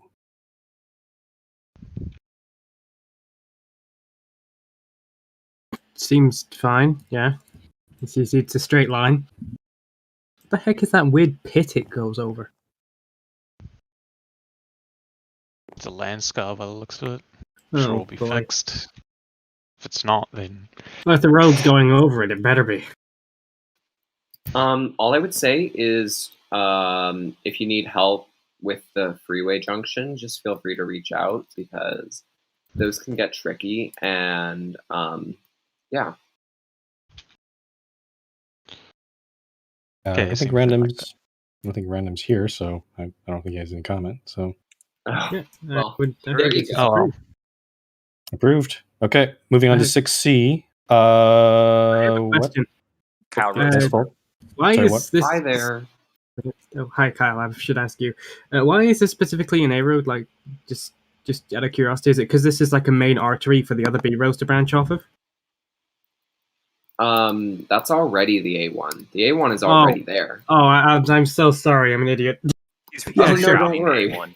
He's rerouting. So basically, yeah. So you see on that map where B185 is labeled, that is where the A1 goes into my slightly shitty Oparia road, where it's not at the standard I would like it to be. So basically, A1 bypass plus a bunch of B roads connecting. Okay, so I get you. So you're basically, you're rerouting the A road. I think that's actually quite good. I've seen that IRL towns do that, and it usually results in a really nice old road. So yeah, I'm excited for this. The route's pretty solid. Yeah, I presume too. you have all the land. permissions and stuff for the other towns. So for the B180, that I got permission from Not Short, which is not Aspen, Cardinal Bay.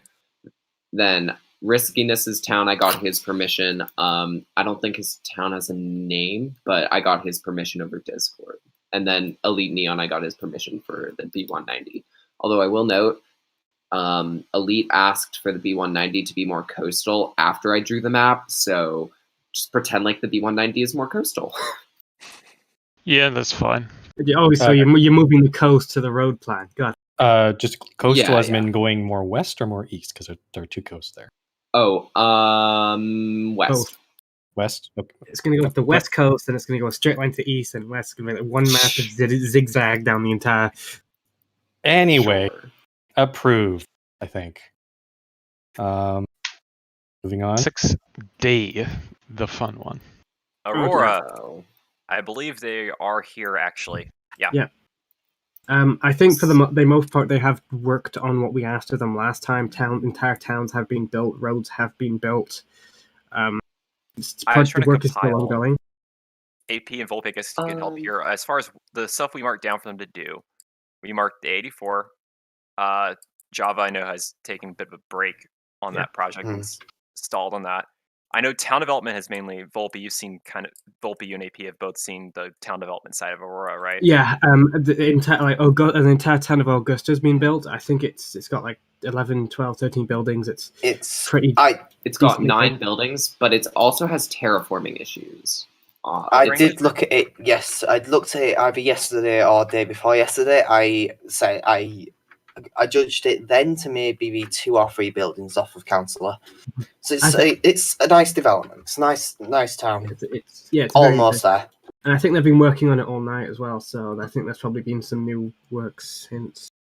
Ooh, the terraforming issues is when this house goes into a lake, and then cuts off here. Where is this? Just TP. Oh, it's a road. Yeah, they're still working on this, clearly. Yeah, the town is still very much in active development, but I actually kind of like how it almost stands into the lake a bit. Like how they've done it here is just around the back side of it's quite nice. So where's the proposed airport? Where's the proposed airport location in relation to this? Is it north? It's marked down Dymap Mega. They actually have like a wool outline. Okay. You should be near it now. I will say though, now that I'm looking at the road that they already have, and there's a ton of terraforming issues along this thing.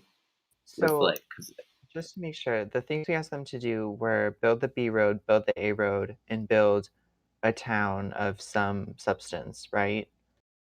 Yeah. So the A road, they've had an addendum on their letter of why They it wasn't did say done. that it was Java's responsibility, and they decided not to build it. Java failed for one reason or another. My opinion on that is if they want to build this project, whether or not Java can build the road, we did ask for the road, so I'm not sure. I think they will probably do it if they've given a bit more time. Like there is still a lot of active development going on, and this project is like I've been watching the progress, and I think Obi's been working his fucking chops off. Even though there's been people that Obi have just said that the road isn't needed, so yeah, they're is he going to build it? We told them to build it. Now they're arguing they don't need it. Yeah. Yeah. The road was kind of needed. Oh, it's Context. really close. This section of road, south of Calora, that has been here for a while. It's pretty bad. You can tell in some areas that they are improved, like they are working to improve it. Yeah, this is it's very much an area of active development.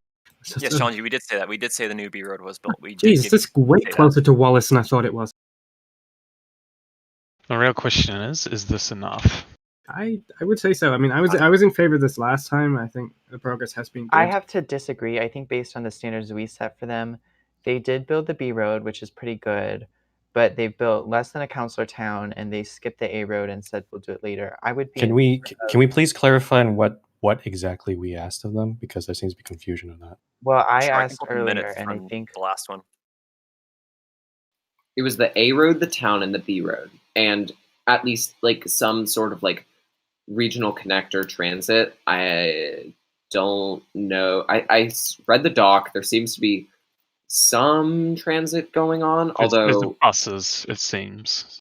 We were a little relaxed on the transit because they had trains, I think, on their proposal, and the trains were going to go to the airport. So and they do have the B road now. That is transit. Sure, I've got the minutes up right now, actually. Main points were Aurora should have more infrastructure and builds to make it more contiguous. That was kind of the issue there.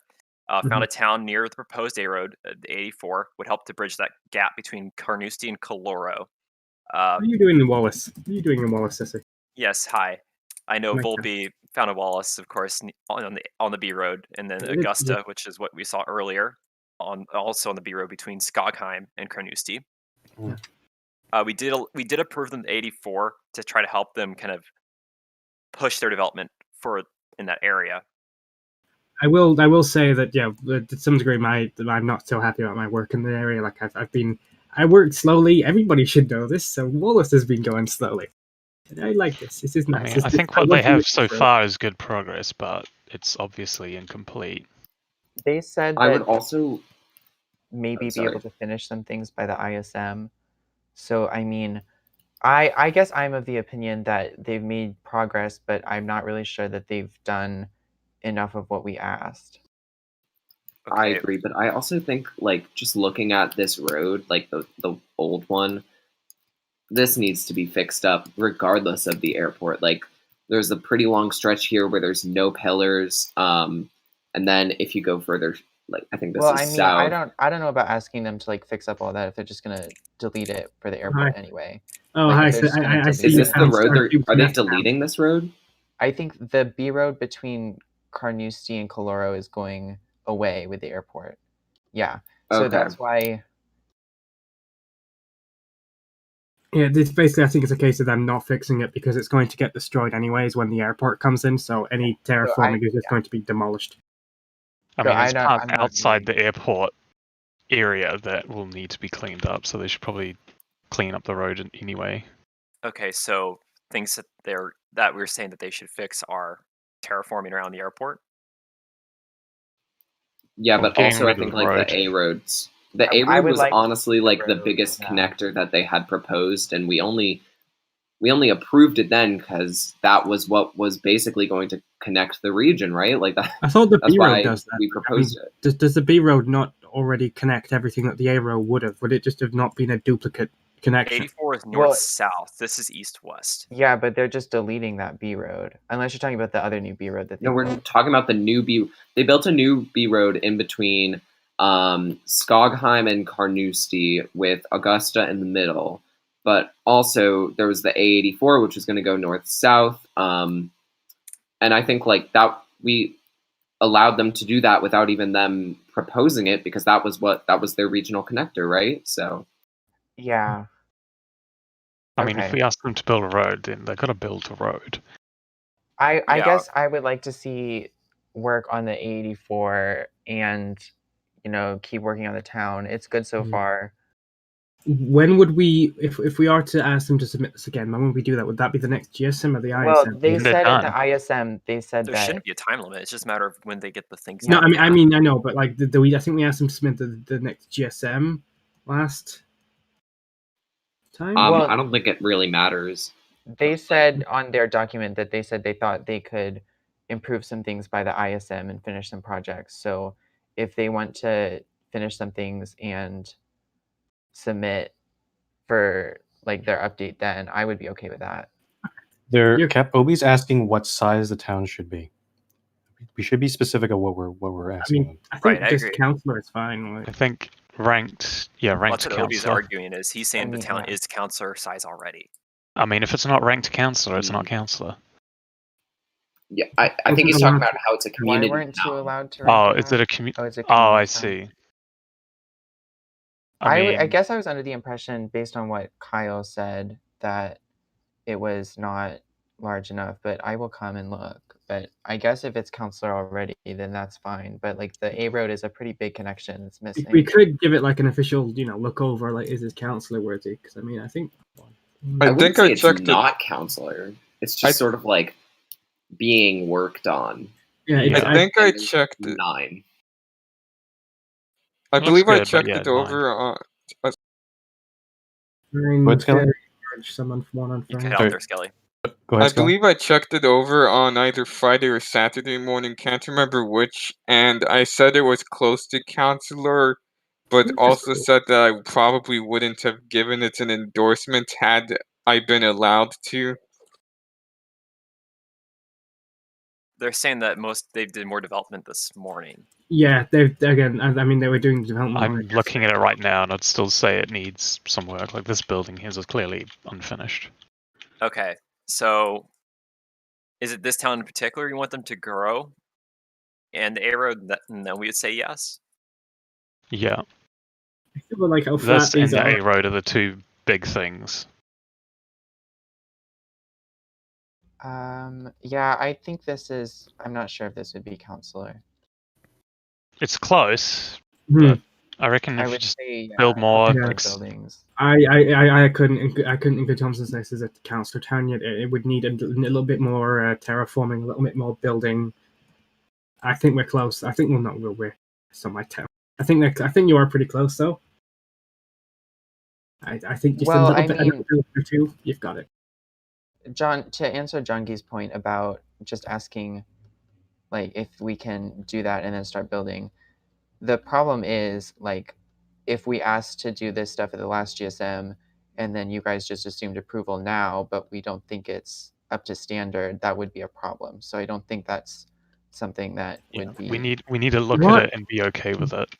What if? But yeah, I did say, like, at the ISM, you guys did say in your letter that you think some things could be done by the ISM. So I would say, I think that we should consider it then.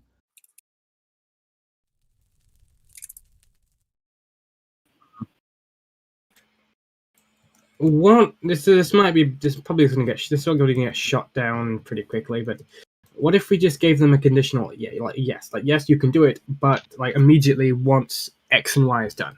No GSM or ISM required. We have to determine that it is done. How would that be evaluated? Is the question. It's a community town. We have to evaluate at GSMs, ISMs though. We will look at it at a GSM or ISM whenever they submit. When's the next ISM? 2 weeks from now? Just 2 weeks from now. Yeah, not that long. Given that they said this is a community town, it has to go through GSM or ISM to be deemed councillor worthy. I don't even think we should probably just do it at the ISM, not like giving it necessarily the benefits of a counselor ranked town. Like I don't think it needs a seaplane, right? Like, you know. Well, they could have one, unfortunately. I'd love to get a seaplane here, but nah, I don't think it would work. What the hell? But yeah, I would say this town is almost there, and the route for the. Oh my god! Look at this. Okay. So I guess we are denying it for now, but we are still open for it to look at the ISM. Does that sound correct? Yeah, and in the meantime, we'd like to see this town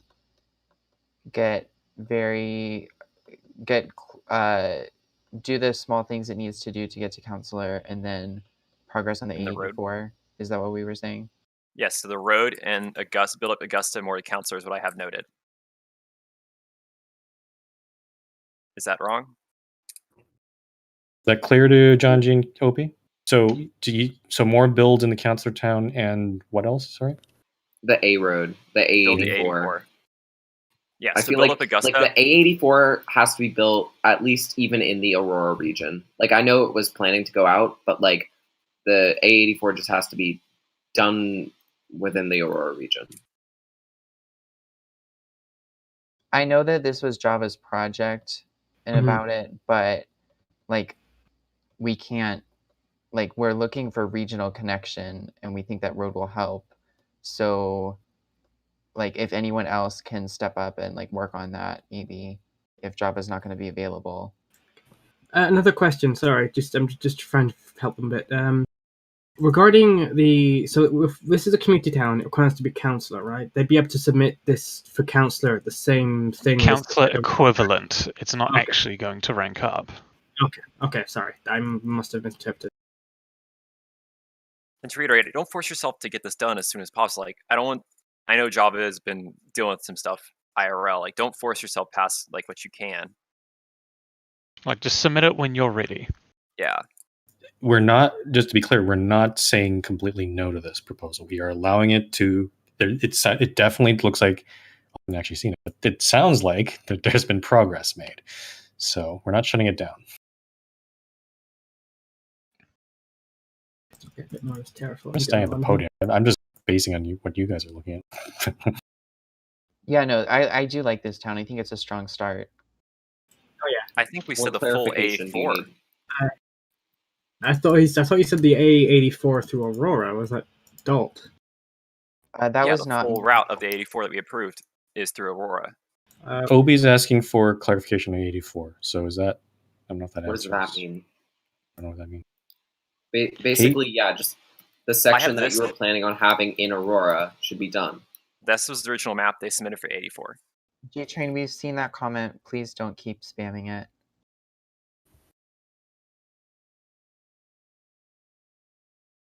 Yeah, and J-Train, it doesn't really matter that the town will be built up by the airport. Like, the town being built up is the contingency to, like, declare it, like, a connected region worthy of having the airport. So without the town, then, you know, it's not the region we're asking for. Okay, wait. John G has a question based on the A84 proposal. I mean, they can move it a little. Like it's a proposed route. Like yeah, do whatever they need to do. We don't need you to follow like it exactly. Right. We assume that all routes are approximations when you submit those proposals. So if you need to reroute it a little bit to work with the other roads that you've built, that's completely fine. Yeah, there you get like get the right word, but you get a choice to at least move it around wherever you need to. Your end goal's pretty much in sight. Like you're definitely close. It's hard to really disagree with that. Yeah, just a little bit more kind of Augusta, a little bit more. Get that A road done, and you will have that airport good as gold and rolling onto the server. I'm excited to see when that could be what, third largest airport, probably the largest community built airport too. Maybe the only community built airport. It'll reinvigorate the Gates market finally. Anyway, Oh God, that's not something you want to ask for. Maybe playing Gates. excitement. Anyway, I mean, it is big. It is near a big lake, you know. It is near so a very big John Obi, anyone else? Any further questions? Otherwise, we're going to move on here.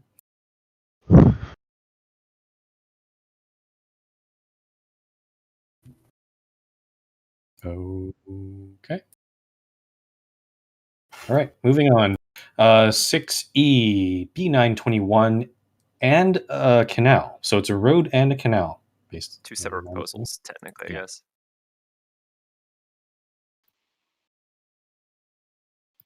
The B road, I don't looked like into this the a road bit. path. I actually was the doing road some path? research on this. Oh, Sorry, sorry, Kyle. you go. I was going to say on the road at least. The unknown town was Kitty's at one point, where Kitty mentioned that he gave it away. Didn't remember who. So that's fine for a bypass, IAT, whatever. I agree with Kyle about the road path. I don't like it crossing the bay. There's at least a good sized road around the unknown town I would be fine with rerouting to use. Yeah, just go curve around the water. There's no need for a bridge, or There's no actually need for two bridges. Yeah, there's actually a pretty good sized road there that he can use as the B road in that area. Mm-hmm. So yeah, don't go over the water. Essentially, honestly, I mean, if anything, it's the canal that bugs me. Like he's making a concerted effort to follow the river, but he just violates that around. Like, why not just expand the entire river a bit? It'll look a lot better. It'll look a lot more natural. And you won't have to just start cutting gashes through a frozen tundra. It's a very lengthy canal, to be fair. Yeah, I'm not sure. I'm not sure about it. If I'm going to be fully honest, I don't quite trust Swiss's terraforming, so I'd be worried about damage to the landscape there. Sorry, going back to the road, Fwiz, did you hear what we said? What do you feel about moving that road around the bay? He is in game, I believe. Is he listening? That's a good question. Oh, God damn it, stupid tree. I know I've mentioned my idea to him before about rerouting around the town. I mentioned it to him yesterday.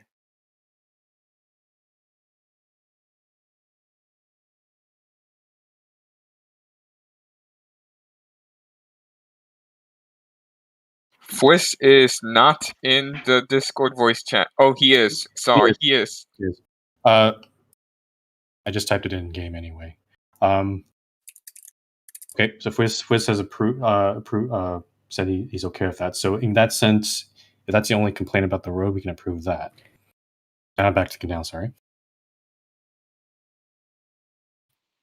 Canal looks good, but it might be difficult to do without world edit. So just make sure to ask for world edits.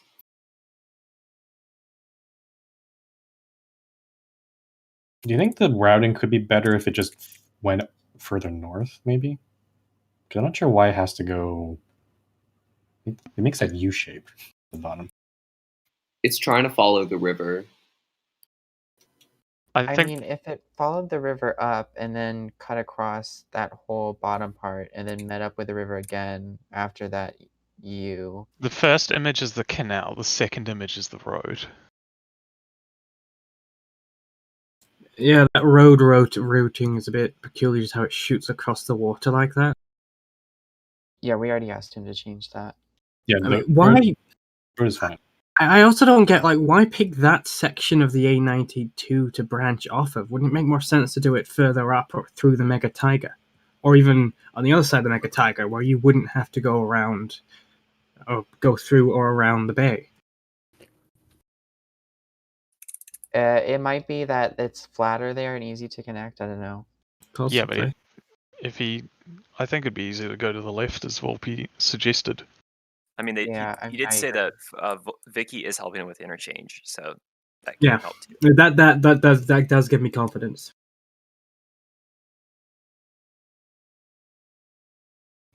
So canal. I just say widen the river.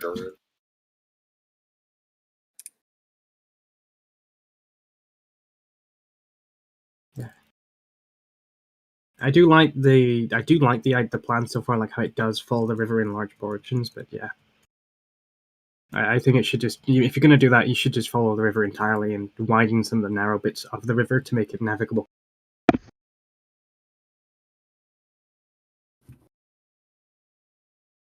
You folks are hearing me, right?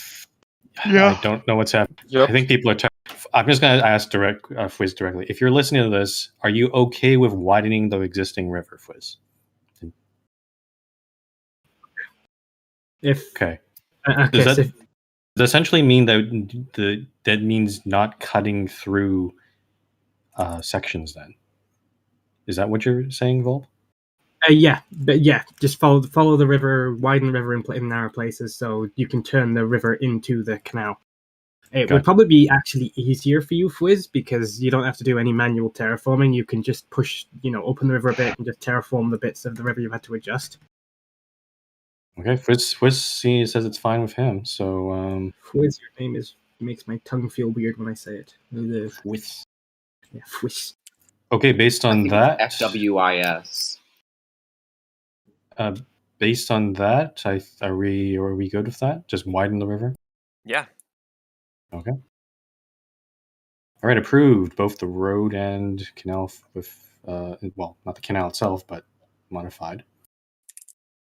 Moving on to last 6F, A980 reroute. The A980 reroute would be to have it, instead of it's where it is now, it would go through Adavirus's town at WN52, where I'm at right now, if you'd like to TP. So is it that yellow segment on the image he provided? Yes, he would be going through the yellow segment instead of the blue segment, and he would pick off again from where the yellow ends and the blue begins east of WN52. Yeah, just to account for that new town that popped up there. And this road doesn't exist. The blue part doesn't exist yet, right? Or I don't think the road exists yet. It's just an amendment. Modification. Okay, yeah, I'm fine with that. Yeah, it increases the utility DA road, helps. Actually, I want to. Is Sasha here? Because yes. Maybe that's something that can be addressed another time with this road section or not. What exactly, Scully? What? Is Sasha gonna use this road section that's already got built in Adavirus's town? The loop? Is there already a bit of a road segment here? Yeah, TP to me. I mean, it looks very incomplete. I'm sure if he wants to get rid of this, he can have it rolled back. This looks really... That's just a floating road. This is just a floating road. Okay, apparently this isn't part of... Yeah, it seems to be Ada's construction, so I'd be in favor of just telling Ada, hey, fix your floaty thingy. Okay, yeah. Guess it's Ada's responsibility. Okay. Other than that, are we good? About the 84. They had a small chunk of the road they wanted us to take a look at real quick to make sure it was okay. Oh, you can quickly do that, I guess. Yeah. Oh yeah, this looks good. Oh, that's a beautiful curve.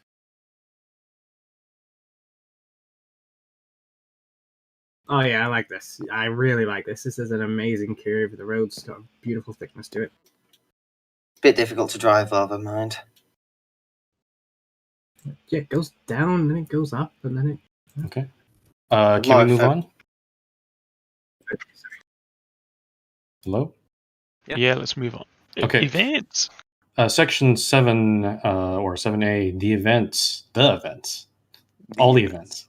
By Wipeout. Wipeout, do you want unmuted here, or do you want to explain it at all? Like, I'm not sure if you're here. I know you're... He is.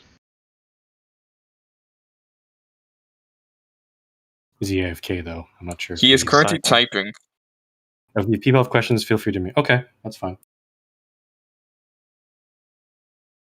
So this looks like an asynchronous game show, an ARG. You don't know what it is. Yeah, it's like trivia. Not trivia. It's like It's like it's an adventure sort of. It's cool. I like it. It's the first Is on it the kind of server. like Big Brother in that it's like not really scheduled? I think it's per more se? akin to if you remember the Portal at Home thing that happened a while ago. The what? Portal at Home, or I mean, it's as long as TF2's ARGs as well, where the whole community was working together to figure out what the heck was about to happen. Because Valve had been, sort of that sort of thing. I think it's like that, but with a more game show format where people are working together or competing with each other and people get eliminated. Yeah, and an actual plot rather than just being a teaser to some update where you shoot robots. Right. It was a good update. Yeah, Solid robot. Yeah, I'm curious to see how this goes. It'll be a first for the server, and I hope it goes well. I would approve it, although I will say the prize amount. Wipeout has prize amount. What is it? 4,000. What about the prize amounts, Paul? The winner is 3,000. Other finalists 1,000. It seems a bit high, but honestly, I think with Wipeout's skill level at running this, I think it might be fine, especially if it's a longer game show than most, because it's not. My only concern would be how many people are participating, or expected to, rather. Wipeout, do you have an estimate at all? Like any preliminary interest, I guess? He is typing.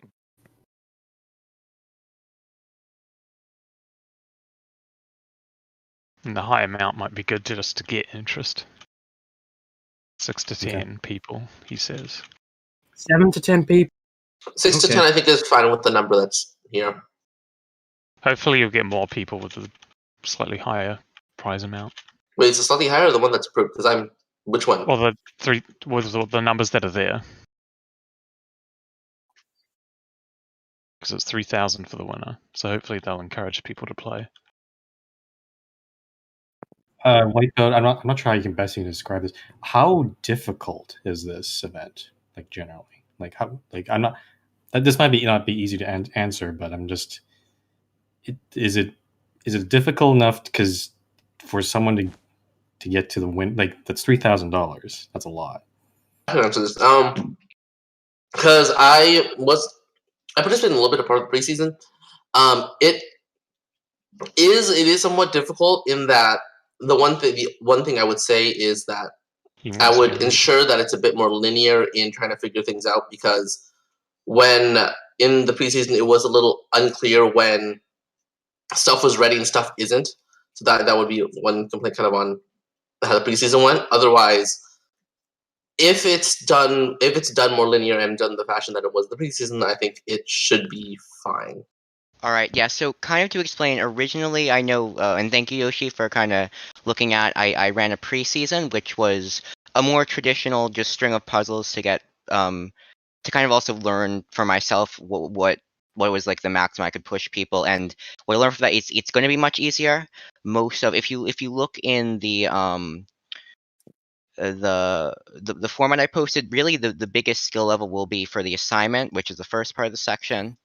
Following a social more social based thing, and then the final will be the elimination, which may also include a short challenge. But yeah, it's like if you had participated in Assassins or Big Brother or the MRT build off, that adult running, you'll be fine skill level wise.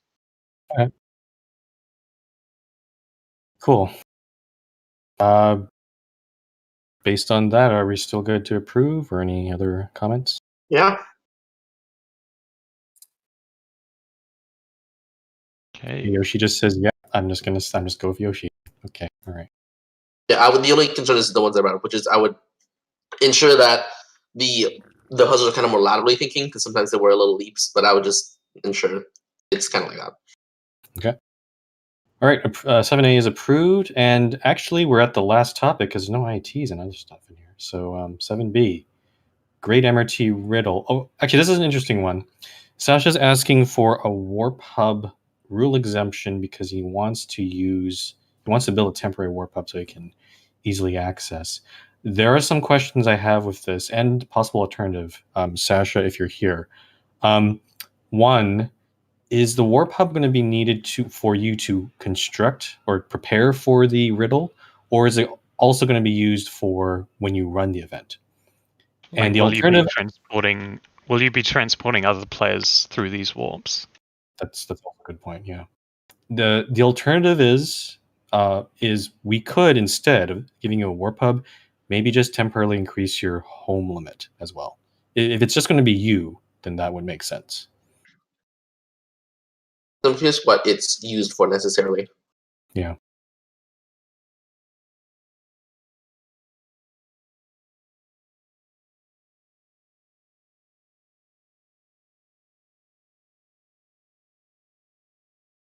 Okay. This is increasing homes. All right. Well, okay, but what is it? I'm a little confused in what is it used for. In that, is it going to be like live during the event? Is it when you're constructing? What is it for?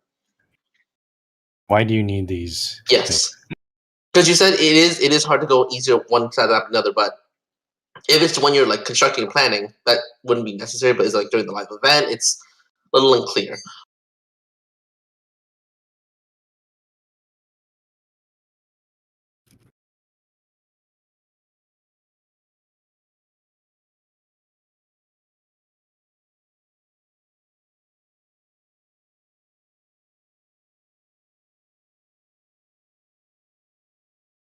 From what I'm reading on the old agenda, his plan includes hiding build clues around Minecraft, so I would assume that's what he means, because the answers would be submitted through Discord DMs. Because I'm curious, if it's asynchronous, right? Then I feel like it wouldn't be necessary if it's asynchronous. He says he'll need them to get to them quickly for final preparation. I guess similar to setting up clues and tar. Yeah, tar. So is it a live event or not a live? Because I'm a little confused because Skelly said this event, so I'm a little lost. Or maybe I misunderstand the event. Sasha, do you need to go to these places to collect answers that people leave there? Maybe. Well, I think he said, because Skelly read it was submitting Discord DMs to answers. Is that what you said, Skelly? Oh, okay. Yes. Discord DMs. Yeah. That's what he said in a comment on his agenda item from January when Chief asked about it.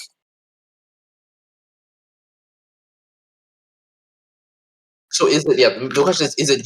Is it like synchronous, as in like there are like sessions like Assassins or Survivor, or is it like asynchronous like Big Brother or the MRT, the Great MRT Build Off? Sure, Sasha. 1 sec.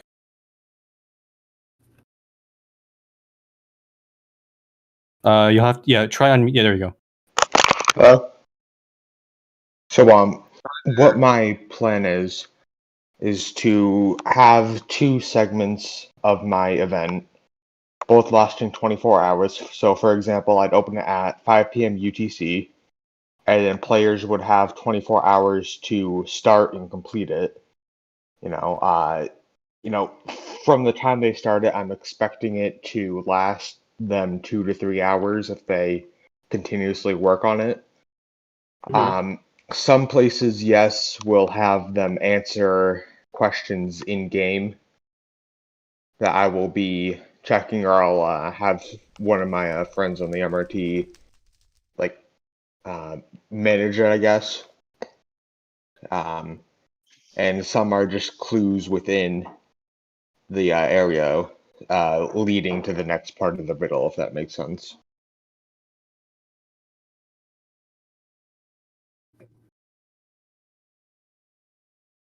Oh. I think I tried to piece it together.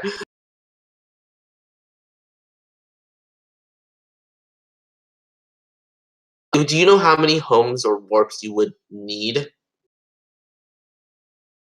Probably 5 would do me good. Okay. Probably a reasonable number.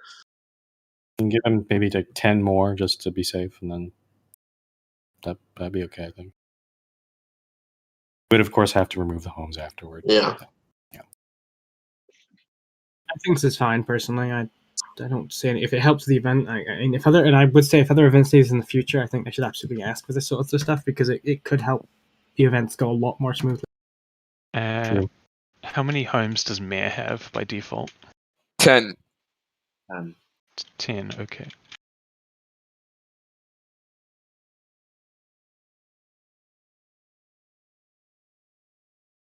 So we're giving Sasha 10 more homes? Temporarily. We can even set a temporary. I have to look up the permission, but I think there's a way to do it. Oh, I think we can. Sure, a few people, a lot of people like. I think what we could do is just to ensure that it gets used properly. When you need it, I guess I think because you said you are busy, so like it might not come soon. I think. So whenever you're physically needing it, I think you can request it, and then we'll get it set up. Especially after I think From takes a look at the permissions and stuff.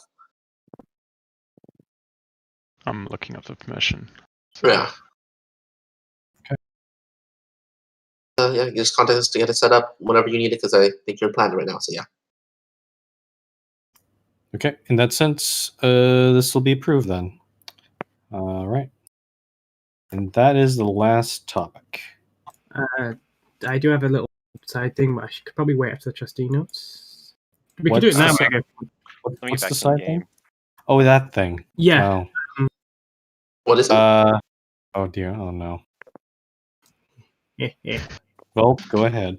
So, folks, Mega and I have been working on a little secret project following a brief little discussion. So we've been working on a little TF2 server for the MRT, a wholly unofficial one.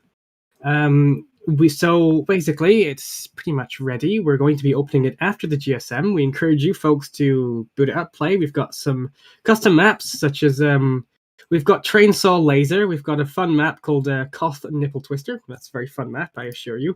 We've also got things like Slasher. I think we've got also every map except for Doomsday, because Doomsday didn't work with the bots. Yeah, we've got some other plugins on there to help things run more smoothly, like Nomination and other custom bots. They rocket jump. They're named after MRT towns, so it is very possible for you to get backstabbed by a bot called Hendon. That did happen. I mean, yeah, I took the Hendon crocked me in the face. It was horrible. Yeah. So once the trust that's already and done, I will be opening the Discord. There's a Discord. Yeah, there's a Discord, so they'll have the IP and password. In the meantime, download the game because it's several gigabytes. Oh yeah, it's a very fun game. I'm just doing some final preparations now, generating navs, yada yada. And it's free to play as well. I was going to say that. Like, just to be clear, we're talking about Team Fortress 2. Some people don't even know about this game, so yeah, if you're interested, it is basically a shooter game. So, but it requires teamwork.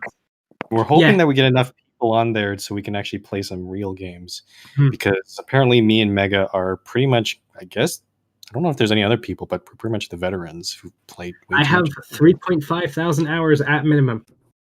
There's also Vote, but he says his skill is not so great. So I mean, I main Pyro and Demopan. So yeah. I don't expect. Wow, John G. Yeah, TF2 is and we'll prove that, huh? Okay. We main Pyro. So. Anyway, challenge. TF2 we can first-person shooter. It is free on Steam. Very fun. I would encourage you to try it out. The server is 24/7 online, so you can join whenever you want. Oh yeah, and again, there's bots as well, so you can always just play alone with bots or invite a friend. And I'm guessing that we probably might have to start depending on how much interest we get, because we don't know. We might organize some set times for people to join, so we can increase the chance we can get some teams and stuff. Yeah. I will be placing that in the auxiliary discords after the GSM, so be on the lookout for that. There is it is password protected, and you can find the password and the IP in that Discord announcements channel, or maybe it's help channel. I don't remember. Multiplayer Transport Fever 2. That's called OpenTD, which no one's been playing lately. So I think it's because there's not enough violence. I think if OpenTD had more violence, like you could just throw multi-track drift. We are getting. Fly opponent's HQ. I do have actually one small announcement, which is if you haven't seen already, there is a small poll in event announcements about just gauging interest on the possible next screenshot contest. So vote in it if you are interested, or if you're not interested, there is also an option to say you don't want it either. But yeah, just check event announcements at your latest convenience. Also, don't forget to sign up for the Mons Predator Spleef tournament. All right. Speaking of getting off track, I think we are. Q&A time. It is Q&A time. As announced from the last meeting, we're going to put CC in front of us as the scapegoat. He's going to sit as the press secretary, so he's going to be standing in front. Actually, get off the podium here. And how do I get out of here? God damn it! Just slash spawn. Well, I don't know commands. I'm dumb. You know me. Or slash through. Or jump Did into you say spectator. to get those trusty notes from you? Y'all got any damn trustee notes? We're not starting with. Do we usually start with that? We do, yeah. Sometimes. We just steal them. We'll use this opportunity to go to the bathroom. Actually, if you have any questions, don't just post them in meeting live. We'll keep them up. Yeah. There might be some question, like if CC can't answer the question, I can certainly, or other staff can certainly jump into it. Yeah, I don't have my Discord on the side, so ping me for questions that way. But first off, of course, the trusty meeting notes. So let's get through this. Whew. And such, the trusty meeting notes today were brought to you by Sans Luigi. Barshop Delete Ring Road nominated to trustee. Motion passed. A360 No Scope Ring Road nominated trustee. Motion passed. Sans Not Luigi's PFP profile picture nominated for trustee. Motion fails. Caspian C nominated for trustee. Motion passes. Okay. Republic of Miasto nominated for trustee. Motion passes. Chief Shack, home of Vermilion Man, nominated for trustee. Motion passes. All 7 members of... For our viewers on MBS, the Q&A section of the GSM is about to begin. If you have a question that you would like us to ask the staff, you can send it in our live chat. Send it with your Minecraft username. We're only accepting questions from MRT members. General business. Stack Sandsvik east until it reaches Ellerton Fosby. Motion passes. Recognize National Airlines is better than the FS National Party. Motion passes. Ban Migwin from posting any K-pop girl in Discord. Motion passes. Ban the word awoo and recognize the Epsilia as real news. Motion passes. Have CCC9 start his show where he joins games just to fail at them. Motion passes. We'll do that any game show, gladly. Add must be good at parkour to the mod criteria. Motion passes. Add must win at least one Yoshi event to mod criteria. Motion passes. Construct a pixel art of Rough Ruffman at spawn, which will be converted into a Frumple Temple with a lag machine that dispenses Francesca heads and infinite note blocks playing the word fetch with Rough Ruffman theme song. Motion passes. Motion passes. Yeah, nice. Outlaw Lotto strikes. Motion passes. Classify death as the worst medical condition that one can experience in the MRT. Motion passes. Motion to require all broadcasters to air Aqua's 3 commercials. Motion failed. Recognize GME as the official stock of the MRT. Motion passes. Stunk, goddammit. Goddammit. Official stunk. To the moon, yes, we're going to the moon with GME. Ban Doc Stuffins and Calm Ming. Motion passes. Defer all K-pop related proposals for the rest of this meeting to the next. Motion passes. This is not a trustee meeting motion. Motion passes. Recognize Singlish as the official language in the MRT Islamabad. Motion passes. Everyone in the MRT is loved by someone. Aw. Motion passes. Declare the r/place 2 road ad an A road with the name A-P14C3. Motion passes. And those are all the notes from the trustee meeting. What was that about Ellerton Fosby? No, let's not go back. I will give them to you later, AP. You can read it for your own entertainment. Q&A time.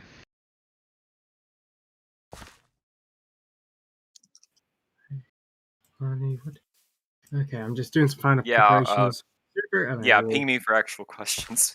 Yeah. Serious questions, ping CC. I'll launch it once Q&A is over. Yes, John G. Yep, Kitty. I know it's the wrong order, John G. ISM is in... Can Kitty be unmuted? Let me do that. Should be good, Kitty. Hi, I just want to ask, so I'm aware the staff keep minutes for the GSM. Would it be possible for those minutes to just be made public so that members can see them? Because, like, I feel like that makes sense for the public portion. I advocated for this like a year ago. So I actually write the minutes myself. There's actually no difference between the minutes themselves and the propaganda that gets put up on the website. One exception. I mean, in terms of like the main difference is that the propaganda takes like a few days, whereas the minutes are like people can look at them like people could look at them maybe like during the GSM or like right after the GSM. There's one problem, though it hasn't been an issue because the minutes right now, the doc concludes both private and public portion stuff. We haven't had much private portion, like in actually several months, actually. So, I mean, one solution might be to split the document, I guess. I don't know. I guess it kind of makes sense in a way. Then we can make the public portion actually public, the minutes, I should mean. So. And if you have it and you could have it so that it's like viewable even like during the GSM, like live updated. Yeah, there is one thing. The minutes do tend to be very much note taking. It's very much they're very much so unreadable without context is probably the term I'd use. So you would need the context of the propaganda anyway to understand them. It'd be useful to the media. My brain just kind of jots down stuff to go back to later to get back to. Mainly, it's my brain trying to help myself later. Not just useful to the meeting; it's helpful for people for them to keep track of the meeting as it goes on. So yeah, no, I'm in agreement with that. So yeah, I mean, if we want to next meeting, I'm fine with doing that minutes. We can put a link on the agenda for the minutes then. Should we just show the minutes we have now? Because there was nothing in the private portion of this meeting. So if people want to... I also would like access to the minutes for this meeting, because I'm going to be making a recap program basically as soon as the GSM ends. Let me change that permission, copy link. 1 sec. There. Link it in meeting agenda. Oh, yeah, just check it in there. And then, boom. That should be good. All right, awesome. Thank you. And then I guess from now on we will split the minutes. If we need to. I remember this getting shut down because we thought like nobody would. Propaganda will be read up as soon as possible, pending my motivation, because that's my job. So and while we're promoting things, GSM Recap is premiering today on MBS. Stay tuned. I yield the floor. You sneaky fucker. Anyway, now we can. Yeah. Sasha had a question. Just some more context on the on my event. Now that it's February vacation for me, I should have a lot more time to plan my event more thoroughly. So I should have everything set up hopefully by the end of this week for a proper list of what should happen during the event. Yeah, I'm not. Yeah, not really a question, but just some more context for the staff about my proposal. You should have the homes by restart. I haven't figured out how to do it. It may require a config change. Are there any other questions? I know somebody mentioned ISM. That will be in 2 weeks.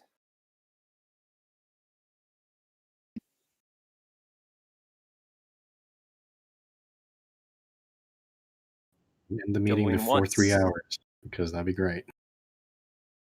Going twice.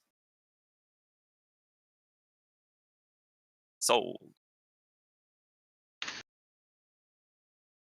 Okie dokie. Thank you. Propaganda will be out ASAP. Okay, I will get that server invite ready to go. Let me just go and. I'm nervous. Discord, I assume. Yeah, it's just I'm just creating invites. See, maximum uses, no limit, expire never. Let's go.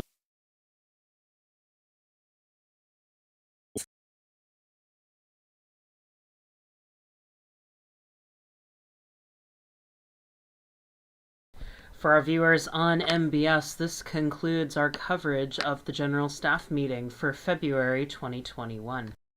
Stay tuned to our channel later this evening. We're going to be producing a special recap program that will be going over the major decisions made at today's GSM. Stay tuned to MBS on YouTube for that, and we hope to make that a regular thing that we'll put out after every GSM. For now, from MBS News in Central Park in Central City, I'm Kitty Catwoman 231, and this has been the GSM on MBS.